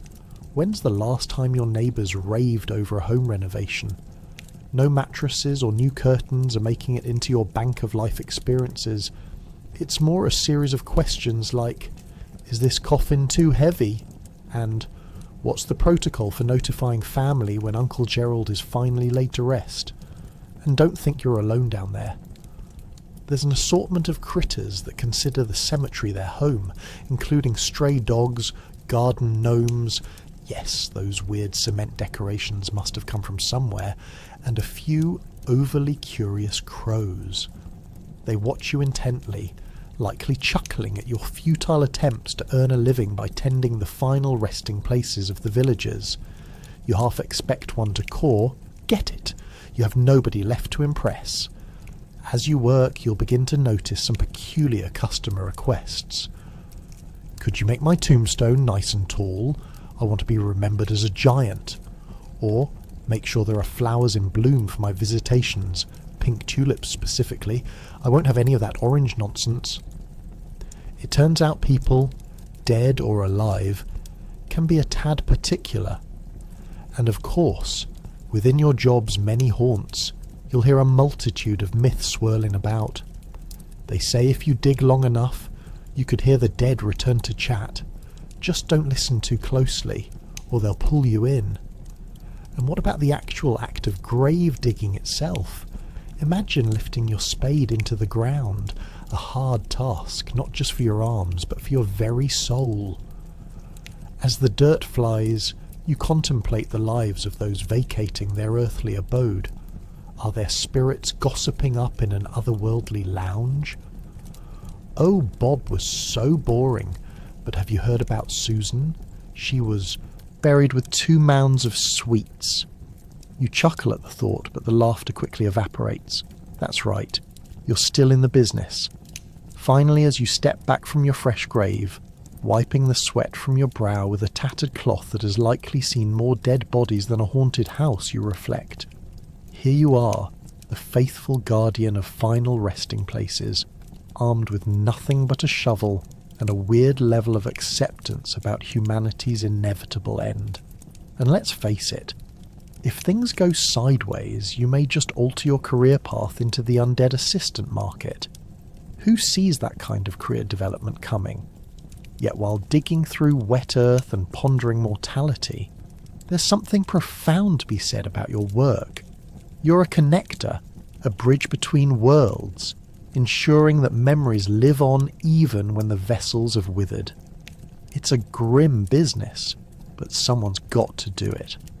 And soon enough, those fond memories allow you to recall your own jokes about afterlives every time you brush up against a new grave.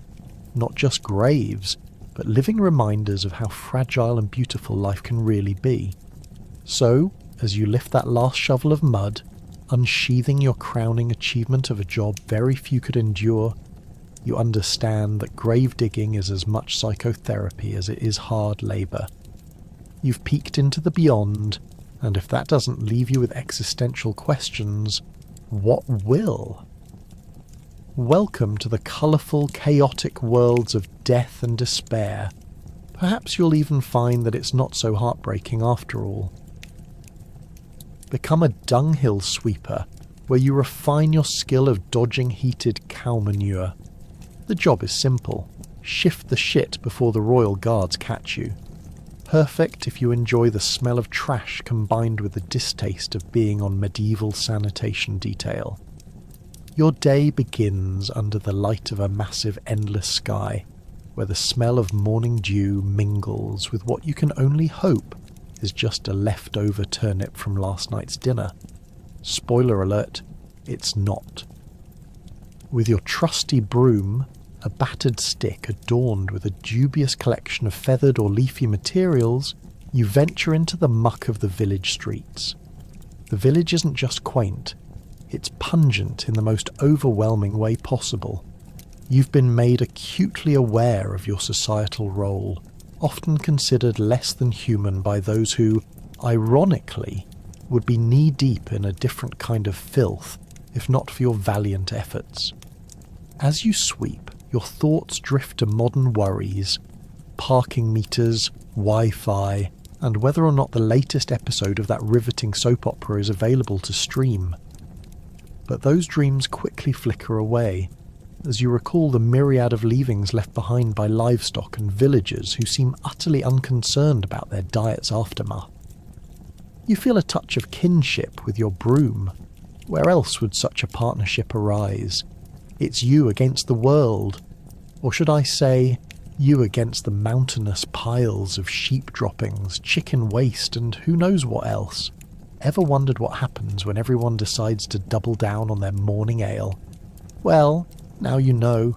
Sometimes it feels like you're battling a horrid medieval version of a game where every day is a no-holds-barred mess. But, the rush of excitement! Listen closely, and you can hear the pitter-patter of guards coming round. Your heart races as you sweep away the remnants of a pig race that spilled into the main square. Dodging the inevitable wreckage of the local livestock is akin to a bumpy obstacle course with real stakes. Oh, to be the blessed soul who may call themselves a craftsperson in the societal ranks of medieval filth management. The luck of the dutiful is an honour bestowed upon those brave few donning their muck cloaks. So, how do you know when you've done well at this occupational challenge? Villagers start to recognise you by your impeccable management of the village rubbish. Look, here comes the dunghill sweeper. The stink level is noticeably down. Cue the hearty chuckles and the occasional thrown vegetable to keep your senses sharp. Who knew that your role was so glamorous? While your outer world is a smorgasbord of smells that should please no one, the real joy begins when you engage in a delightful little discussion with fellow sanitation heroes, the gutter striders. They carefully balance their loads of refuse while illustrating how to avoid slipping on particularly treacherous muck patches, making it feel like a performance yanked straight from the court of a king. But don't get too distracted by comedic antics, because as they often warn, slip just once, and you'd look more like a circus act than a proud member of the Sifting Society. You find solace during brief breaks by sharing stories with other dunghill sweepers. Is it a bonding experience? Absolutely. Just imagine a steady stream of gossip combined with tales of the latest wayward goat you caught trying to sneak an afternoon snack from your heap. Just yesterday, you say with pride, I thwarted Gerald the goat from turning our trash into his personal buffet. He just wouldn't quit. By the end of your gut-wrenching, olfactorily offensive day, the sun sinks low on the horizon, casting an eerie glow upon the once vibrant village. You take a moment, savour the sludge-laden air with a dash of satisfaction at your somewhat mundane but essential toil. Your presence has allowed the village to thrive, free from the chains of waste bringing down their morning morale. For in your hands lies the most significant pile of history, literally. So yes, though your position is often overshadowed by knavish knights and gallant nobles, all dressed up in glorious garb while you're knee-deep in remnants of cow pie, never forget that your role is as crucial as anyone else's. You're indeed a warrior of the waste, a noble of the noble muck, making the streets just a little less disgusting one shovelful at a time. And while modern society might have discarded manual labour codes in the name of progress, there's a certain feeling of pride that every tidied street brings. That's the one real nugget of joy in a life expressed through rampant filth, and it's a job where the memories promise to stick with you, like the remnants beneath your fingernails, announcing to the world that it's time for a medieval extravaganza. Your job is to ring the bell and pray silently that the sound doesn't shatter any windows, or drive the local villagers into feral fits. Ding ding, watch nimble villagers flee. You hop out of bed each morning before the sun even thinks about yawning. Your bell tower is not just a job, it's a medieval monument of cacophonous chaos. You pull on your tunic, most likely one too many sizes too small from the last social gathering, and trot up the creaky wooden steps that groan underfoot like a peasant after a long day of labour. As you reach the top of the tower, you find your oversized bell, a beautiful piece of iron craftsmanship, grinning menacingly down at you. Sure, it's a town icon, but it's also a potential death trap. Why? Because swinging it demands a level of upper body strength you were never told you needed when signing up for this gig. You swing your arm with all the finesse of a ham-handed bard, causing the old bell to emit a sound that could wake the dead, or worse, attract a mob of disgruntled townsfolk nursing last night's ale hangover. Ding! Ding! The sound reverberates through the village, echoing into every nook and cranny you can imagine. You're basically a one-man band with a wildly unpopular instrument, tugging on ropes to deliver the sacred morning call. You can almost hear the collective groans of villagers as they roll over in their straw beds, because nobody loves to be jostled from their dreams of glory by a bell that wouldn't sound out of place in a witch hunt. Let's think about the lovely people you annoy, shall we? The baker, for instance, already in a perpetual struggle with yesterday's stale bread. He's trying to rise to perfection while you're busy disturbing his harmony of burnt crusts and leftover dreams. And how about Agnes, the town gossip? You know she's just waiting for the next big drama to unfold while nursing her hangover from the tavern last night. And your loud bell is the equivalent of tossing a bucket of cold water over her. She might even have a better knack for socialising than you, and you have a direct line to the town's auditory mischief. But alas, the task isn't all bad. Your ringing not only keeps time for the villagers, it heralds the start of their routines. The shopkeepers begrudgingly haul themselves from their beds, knowing their pie sales depend on it.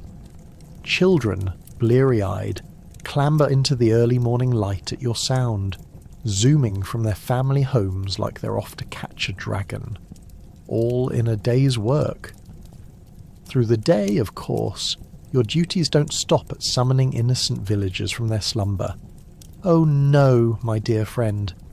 You also keep track of special occasions, births, marriages, and occasional executions. It's a busy schedule. When someone unexpectedly decides to leave this mortal coil and be hanged, you get to ring the bell like a spectator at a circus.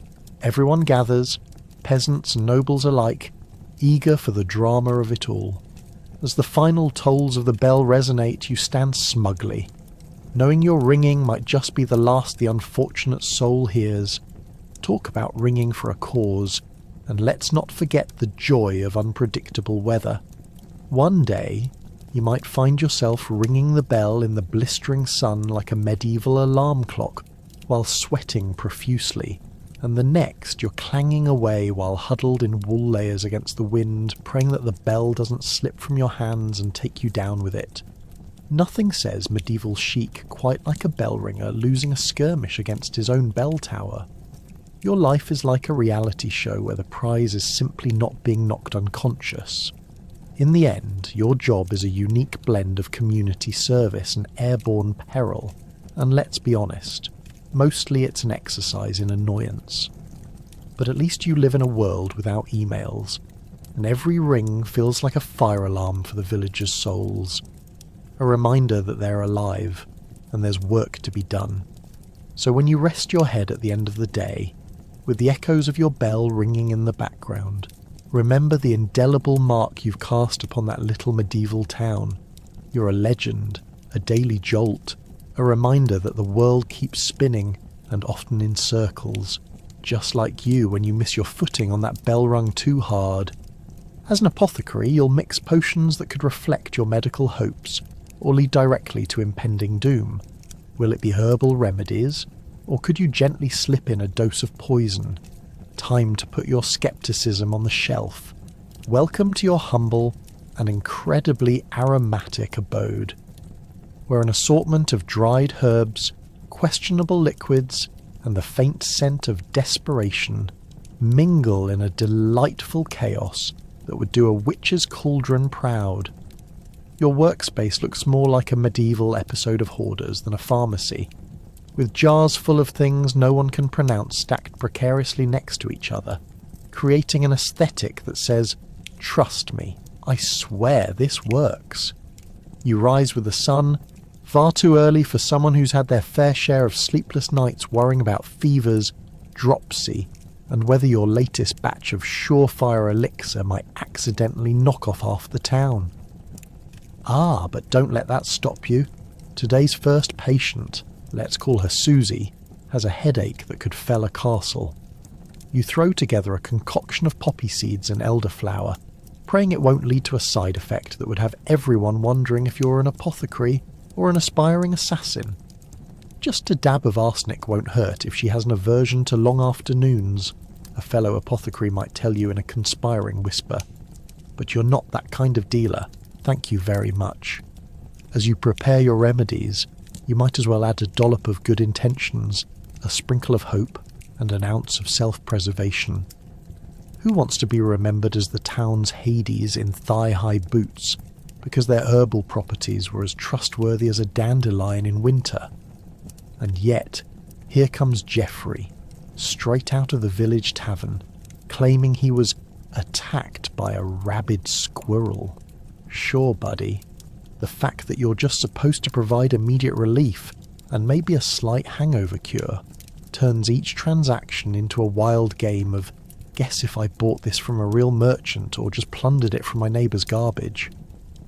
Once you hand over a file of something that might either cure his fit of giggles or send him sprinting into the nearest pig pen with wild convulsions, you can only hope the locals don't notice that potion number 2 could double as a particularly potent cleaning agent. Always be prepared for a dramatic entrance or sudden exit. Geoffrey clumsily stumbles off after tumbling your signage into the street, uttering incoherent phrases about life, death, and the magnificence of his heroics. As the sun travels overhead, the customers flood in, and you realise quickly that running an apothecary is akin to being a therapist, a financial advisor, and a magician, all rolled into one dusty, chaotic role. Just a bit of chamomile for your insomnia, you say to Agatha, another regular. Secretly, you ponder what will happen when Agatha finds out that the herb she swears by originally functioned as a catnip supplier for the town's furry residents, treating their fainting spells with style. And don't get me started on the apprentices, those budding masters of botanical confusion. They're more likely to mix up a charmingly lethal concoction than brew the health tonic everyone simply swipes left on. Don't they see that poppets are meant for sewing, not as armaments in accidental potions gone wrong parties? Every time they dissolve some essential ingredients into an unfiltered concoction, you imagine the local magistrate questioning your job's worth and whether you'd earn the title of charlatan or expert magical healer. Finally, time beckons. It's market day. You lug your wares into the square, setting up next to the fishmonger. Because what goes better with your herbal tonics than the scent of sea creatures left so long you could swear they're strategically plotting to develop a line of incense? You hawk your wares to passing villagers, all while fielding dubious questions about your love life, your intentions, and whether any of that pink liquid is safe to consume. With a charming wink and a smirk, you explain that safety varies in both love and life. Now sip responsibly, dear friends. So with a cauldron of uncertainty, a pinch of historic hilarity, and a market full of relatable humour that only the absurdity of life can conjure, you've just experienced a day as an apothecary in your cosy medieval corner, where every potion is an adventure, and the only prescription often involves a healthy dose of optimism and a hope that your next customer won't dramatically drop dead. Ah, cheers. Welcome! You're now a plague doctor's apprentice. Prepare yourself for dealing with death and diseases, hopefully not getting a dose of any of those yourself in the process. Just think of those funny bird masks with their aromatic herbs. Charming, right? But the reality of being a plague doctor's apprentice is less about fashionable headgear and more about navigating the grim realities of medieval medicine, where your biggest fear is just how effectively those herbs mask the stench of despair. Every morning begins with a surreal ritual. You don your mask, a beak-like creation stuffed with dried flowers aimed at keeping the bad air at bay. Because surely the moment you breathe in some noxious disease, your fate is sealed.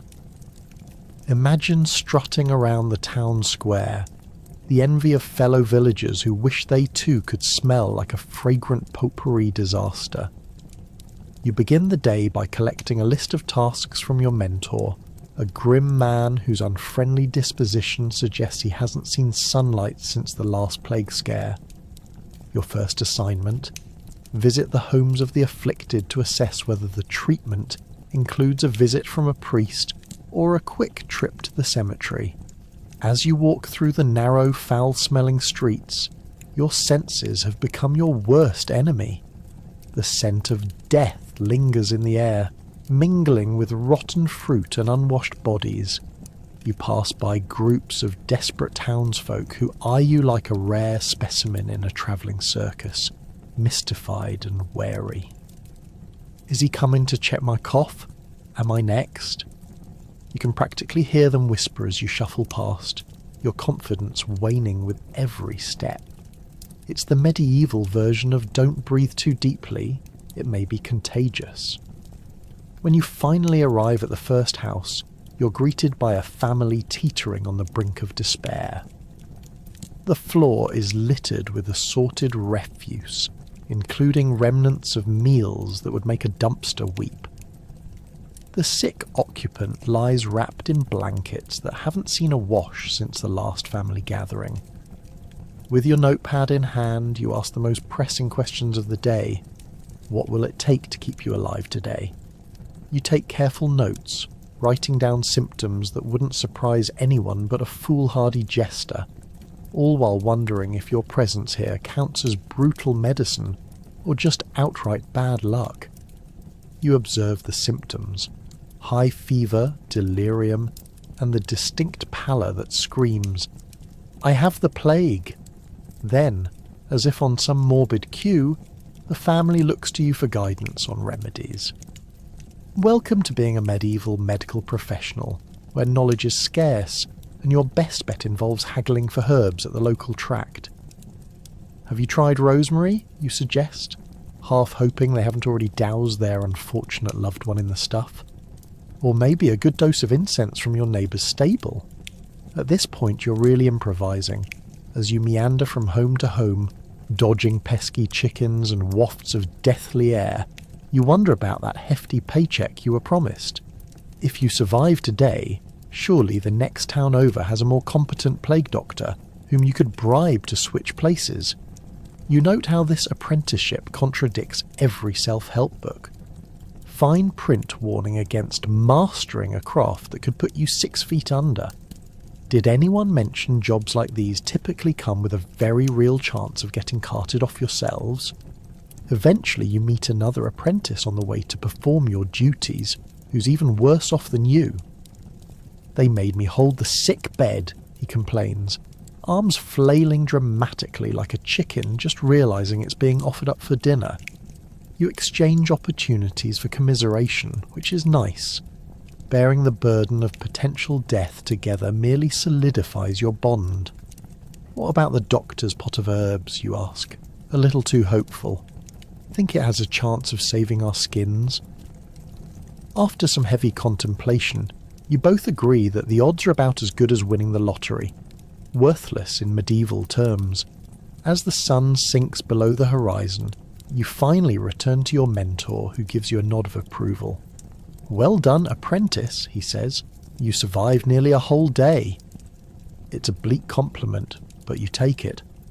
After all, being an apprentice in this line of work means that every successful day is just one step away from becoming the very thing you fear, a plague doctor yourself. And who knows? Maybe one day you'll earn that delightful beak mask and a reputation that keeps you from being added to the list of casualties. Until then, tomorrow awaits, and with it, another round of bad air and worse fortune.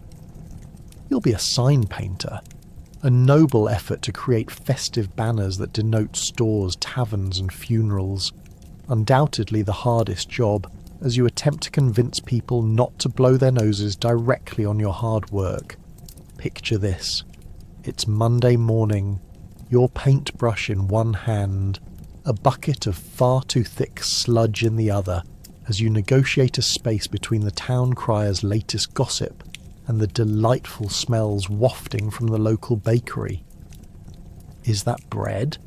Or just your imagination reminding you of the last proper meal you had 3 days ago? You smell the bread riding on the air as you begin the painstaking task of lettering the local butcher's new sign. As a sign painter, you quickly discover that your world is filled with a fascinating blend of colours, mostly not the pleasant kind. You mix paints using pigments derived from crushed berries, plant matter, and even the occasional mineral, giving you a palette that ranges from absurdly vibrant to please, for the love of all that is holy, don't touch that. You take a step back to admire your handiwork, only to find a tiny dog has mistaken your beautifully crafted fresh meats sign for a convenient fire hydrant. Thanks for nothing, Fido. Now you might wonder how sign painting rubs shoulders with the other esteemed professions of medieval life. Well, it doesn't. Not really. You're somewhere between ignoring the pleas for help from the baker's yelling child and huffing in frustration at the fact that half the town is apparently unable to distinguish between a tavern and an inn. Your signs are as much art as they are a matter of survival. You're the linchpin of commerce, single-handedly keeping the town from muttering madly at a non-existent alehouse for bubbling beverage. And, oh, the stories you get to hear as you work. The gossip mill runs at full throttle while you toil. Did you hear about Farmer Greg and his runaway pig? Apparently it wasn't the first time Hilda managed to escape and join the town festivities. One time she was even seen attempting to board a cart bound for the neighbouring village, sporting a garland of wildflowers and an expression that clearly said, "I'm going to the main event." These stories, as light-hearted and charming as they are, often draw you into the politics of the day. You quickly learn that every stroke of your brush must abide by the ever-changing whims of the town council, and a well-timed sneak peek at the plans for next week's fair. Imagine trying to paint the yearly Harvest Festival's banner with the phrase, "Come feast and celebrate," while mute threats of a potato shortage loom overhead like storm clouds on the horizon. Yes, your sign effectively advertises goodwill, fresh fruit, and livestock galore, but let's face it. The moment someone finds a rotten turnip, the town will turn on their new heartthrob like an angry swarm of bees on a picnic. Here's a helpful hint. Always keep a handful of turnips handy to toss at anyone who questions your work. Why yes, I'm glad you brought that up. Please enjoy this delightful root vegetable while I finish this exquisite scene of merriment. And voila, a good excuse to keep your back turned. Beyond just the paintings, your job requires a deft hand at communication. The townsfolk can offer sage advice on what colours convey various emotions or sales pitches. After all, nothing says, "Buy your meats from us," better than a flaming red sign with a faint smear of pig's blood. Oh, the pride in knowing that your work is both an art form and a recruitment flyer for those looking to feast, drink and undercut your competitors. But heat stroke during summer is a true occupational hazard. With sweltering days where you transform, metaphorically speaking, into a painted pig yourself, persuasion shifts from visual to verbal as you barter for the best pigments while fending off dive-bombing wasps. On the one hand, you want to impress the town, but on the other, you don't want a hog's innards being flung at your freshly painted sign because Farmer Greg has taken to pranks on hot days. And thus, the life of a sign painter in a medieval town is a tapestry of chaotic adventures, low expectations and aspirations all rolled up in vibrant colours and peculiar scents. You're less the master of art, and more the guardian of the chaos, all while keeping a straight face among the shrub-hugging, gossip-wielding populace. Welcome to the world of medieval advertising, where even the art of linguistics and practical painting was about surviving both the market and the temperament of your fellow villagers. Welcome to gleaning, a noble pursuit where you collect what the harvesters left behind. If you can brave the scorn of other villagers, you can proudly clutch those stray carrots as if they owe you their lives. Yes, in the medieval world, gleaning is more than just a side hustle. It's a desperate dance with survival, and let's face it, no one joins the gleaning club for the social hour. Your fellow gleaners are less like friends and more like a battle-hardened band of scavengers, and it's every person for themselves out there. Imagine the scene. A once bountiful field, now mostly stripped bare by the diligent hands of the harvesters. The air is alive with the static of tension. The farmers have gathered the bulk of the crop, leaving only the unripe fruit and misshapen vegetables behind. You're on a quest to sift through the remnants of what others deem unsellable, in hopes of finding something, anything, you can turn into dinner. The risk of lurking judgment follows you like a bad smell. Look at that fellow over there with a singular purpose. What's next? Snatching the breakfast from a starving pig? Gleaning isn't just about gathering what others discard. It's a multi-sensory experience filled with earthy scents, the crunch of dried leaves beneath your feet, and tales of woe mixed with furtive glances from farmers policing their own property. Those scornful eyes zero in on you, weighing potential theft against the mere act of searching. You practically sweat anxiety as you stuff that gnarly turnip into your pocket, because you know, if you've got to face judgment, at least you'll be doing it with some vegetable bounty. Now picture this. The delightful camaraderie of gleaning is as fickle as the weather. As the sun beats down relentlessly, gnawing at your willpower, you realise that your fellow gleaners are not just competitors, they're unfortunate comrades in arms. You take the squash, I'll distract the farmer, then we split. Sounds like a plan, right? Despite the bickering that erupts over the last cabbage, there's a certain unity in the field. You're bonded by a common cause, hunger, and let's be honest, the nutrition value of what you're collecting may warrant an episode of Food Network Medieval Edition. Don't try this at home. You might stumble across the occasional apple that should have been donated to the local worm community. But hey, everything's a delicacy when you haven't eaten in 2 days. You briefly entertain the idea of making a fine wine out of the rotten fruit as you toss it into your ragged sack. Garbage or not, it might just save you from another bowl of week-old porridge. But gleaning is more than just picking fruit and vegetables. It's a rite of passage through challenges, both social and physical. Ever tried competing with crows? Those crafty little thieves are at your heels, cawing and squawking, mocking your every attempt as they snatch away the very morsels you could have gathered. Your battle with nature is compounded as you begin to recognise that the only true rival in your gleaning quest is your own weariness. Just one more sprout, you mutter to yourself, clenching tired fists. On the bright side, you can count calories simply by counting each step through the feral dirt fields. After a long day amidst the underwhelming foliage, you settle by the fire, a collection of wilted greens and verdant promises in front of you. You think, not bad for a day's work, eh? Your fellow gleaners exchange hard-won recipes for disguising last week's leftovers. There's something undeniably gratifying about flipping the narrative on hunger, because tonight you're not just surviving, you're putting together a masterpiece of culinary ingenuity that might have peasant poets swooning in the streets. And when the sun dips low and the buzz of the insects becomes a lullaby for your weary body, a part of you feels proud, not just because you've scavenged food, but because you've overcome the disdainful looks, the grueling labour, and the endless thoughts of what am I doing with my life. You and your ragtag scavenger crew will wake up tomorrow, clutching those remnants of hope, ready to glean once again, putting the art into survival with every shared curse about twisted roots and uncooked potatoes.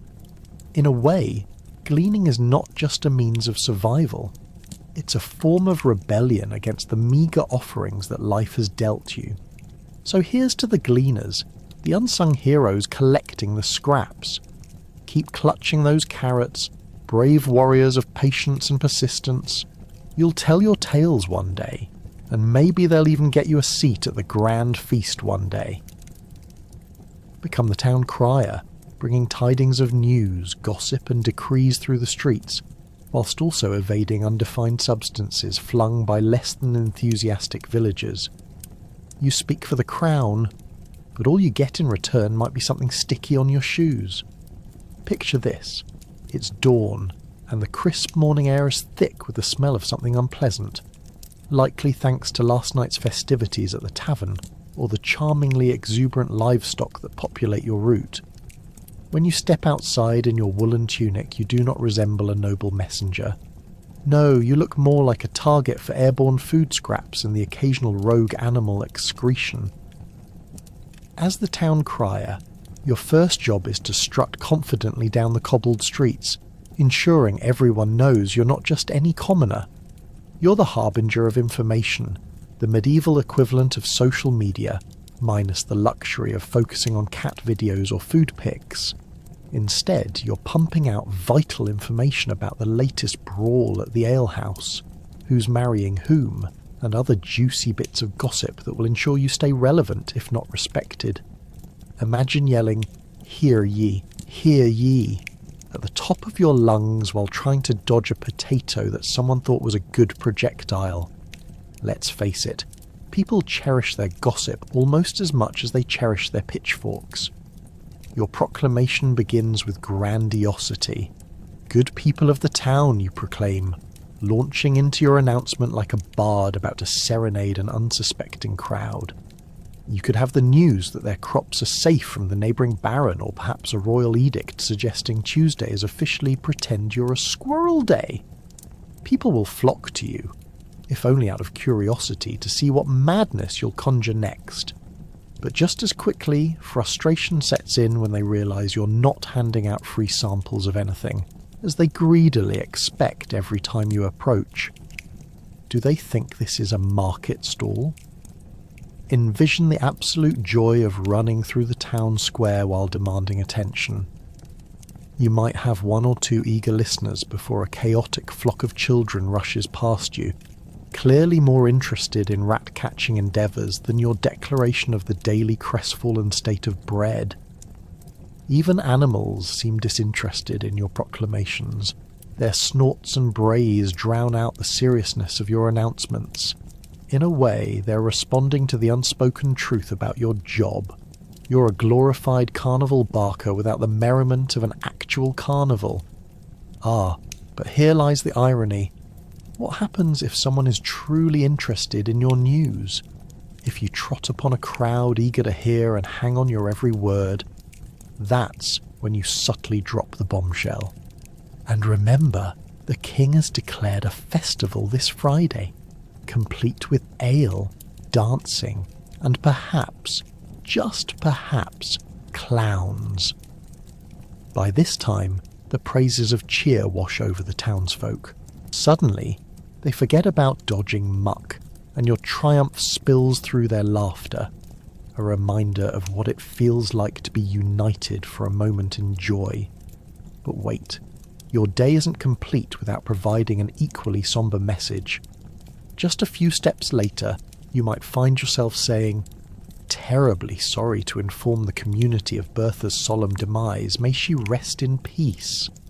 As somber faces emerge, you'll painfully manage to keep your tone professional, while longing to join in the growing chorus of cries and howls. After all, delivering bad news isn't just a task, it's an art form. Navigating through this chaotic aspect of life as a town crier has its perks too. As you trot through the streets, some townsfolk, whether out of respect or pity, might toss you a coin or two. It's a small price to exchange for consistently being the voice of their livelihoods. Both lords and ladies stroll past you, acknowledging your important role in the social landscape. Sure, most will never give you a thank you gift, but they might get you a hot meat pie once in a while, or at least a nod of recognition, that is, if they're not too busy trying to avoid stepovers on the path. At the day's end, as the sun dips behind the skyline of thatched roofs, your work as a town crier beautifully intertwines with chaos, curiosity, and comedy. This complicated dance reflects the very heart of your role as a messenger in a world where words matter, but laughter matters more, especially when it drowns out the rancid smells and delightful absurdities of it all. So now, as you return home with sticky shoes and flamboyant tales, remind yourself, you are the town crier, and your laughter rings louder than anything else on this filthy medieval stage. Standing tall above the crowd, the executioner is the town's grim fixture, providing the final mercy to the misbehaving. You've embraced a life needing tact and thick skin, biding your time while pondering whether noble bloodstains can be washed away. Your job is simple: take the lives of the condemned without flinching, all while keeping your lunch, every doubt, and the occasional stray pigeon at bay. Sure, your work could come with the irony of bringing justice, yet you'll forever be viewed as the villain, the guy with a hatchet, the grim reaper, or in modern parlance, that dude everyone avoids at the village market. You'd think a career in execution might offer a tad more glamour, but let me enlighten you. There's no glitz in killing. You've got the quaint task of warming the crowd up with a bit of showmanship, though it's less moonwalk to the gallows and more hope they don't throw vegetables at you. You've seen razors better suited for slicing cheese than lopping off heads. Wooden stocks could double as a medieval form of therapy, with the amount of dread and anxiety flowing right alongside the sweat. So, how do you psych yourself up? With a morning pep talk, perhaps. Something along the lines of, just remember, you're providing a service, with a side of existential dread. Good luck. First off, you need to get acquainted with your tools, the axe, the noose, or what have you. They vary depending on the era and the region. The locals are hoping for a swift decapitation and quick return to their daily drudgery. You also have to navigate the delicate dance with your audience, remaining calm and professional while trying not to let their judgment influence your swing. You can practically hear the whispers behind your back. Look at him, he can't even get his axe aligned. Your career as the town's lethal arbiter hinges on perfecting that fine line between competency and terror. And then there's the small matter of choosing your attire. You could go for the traditional black hood, the perfect touch to heighten the atmosphere of dread. Just picture it. A cloudy day, an ominous crowd, and you, wrapped snugly in black, looking like death's indie cousin. The only thing missing is the old-timey audience gasping as you forge a not-so-chic statement. I'm here not to make friends. Now, what's so poetic about your chosen profession? Well, aside from the heartfelt chatter in taverns that sometimes follows your shifts. Did you hear about last week's execution? He screamed like a cat in a hot pot. Sure, it isn't quite the artisanal lifestyle others enjoy, but there's a method to this executioner madness. You're also seen as a direct link to an ancient tradition of justice, society's way of dealing with its bad apples, or, those who fail to properly pay taxes on their imaginary cow. But let's be real, your work isn't solely about justice. It often becomes a spectacle. You're regarded with a mixture of fascination and horror, and perhaps a side-eye of envy. Look at him. I bet he can handle an axe better than his wife can bake bread. The crowd gathers not just to witness the punishment, but to gather gossip for their next meal discussions. The execution site is the real-life soap opera. Food, violence, and moral quandaries, all wrapped in one entertaining package. As the condemned shuffles towards their fate, you mentally prepare yourself. Well, let's see if they've made peace with their life choices or if they'll continue to curse my name from beyond. They might even give a final passionate speech, a very dramatic send-off that they hope will convince everyone that they were the misunderstood hero of their own tragic play. You've heard it all before.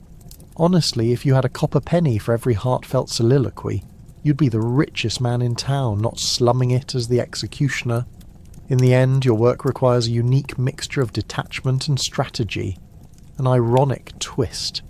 It's a job that demands respect, yet receives little. You're both the hero of justice and the pariah of society, standing resolutely in a world that prefers to look away. And as you replace the axe after yet another long day, you wonder, is there a chance for a new career in far less hazardous fields, or will you remain forever linked to the Executioner's Guild, a grim yet strangely valued part of the societal fabric. And that, my friends, is a peek into the unpredictable life of the medieval executioner, who's simply trying to thrive without succumbing to existential questions or the crowd's overpowering stares. You're there to take a life, but secretly, beneath that grim facade, you're hoping to find your own. Would you like to extend another segment, or do you want to start composing the outro?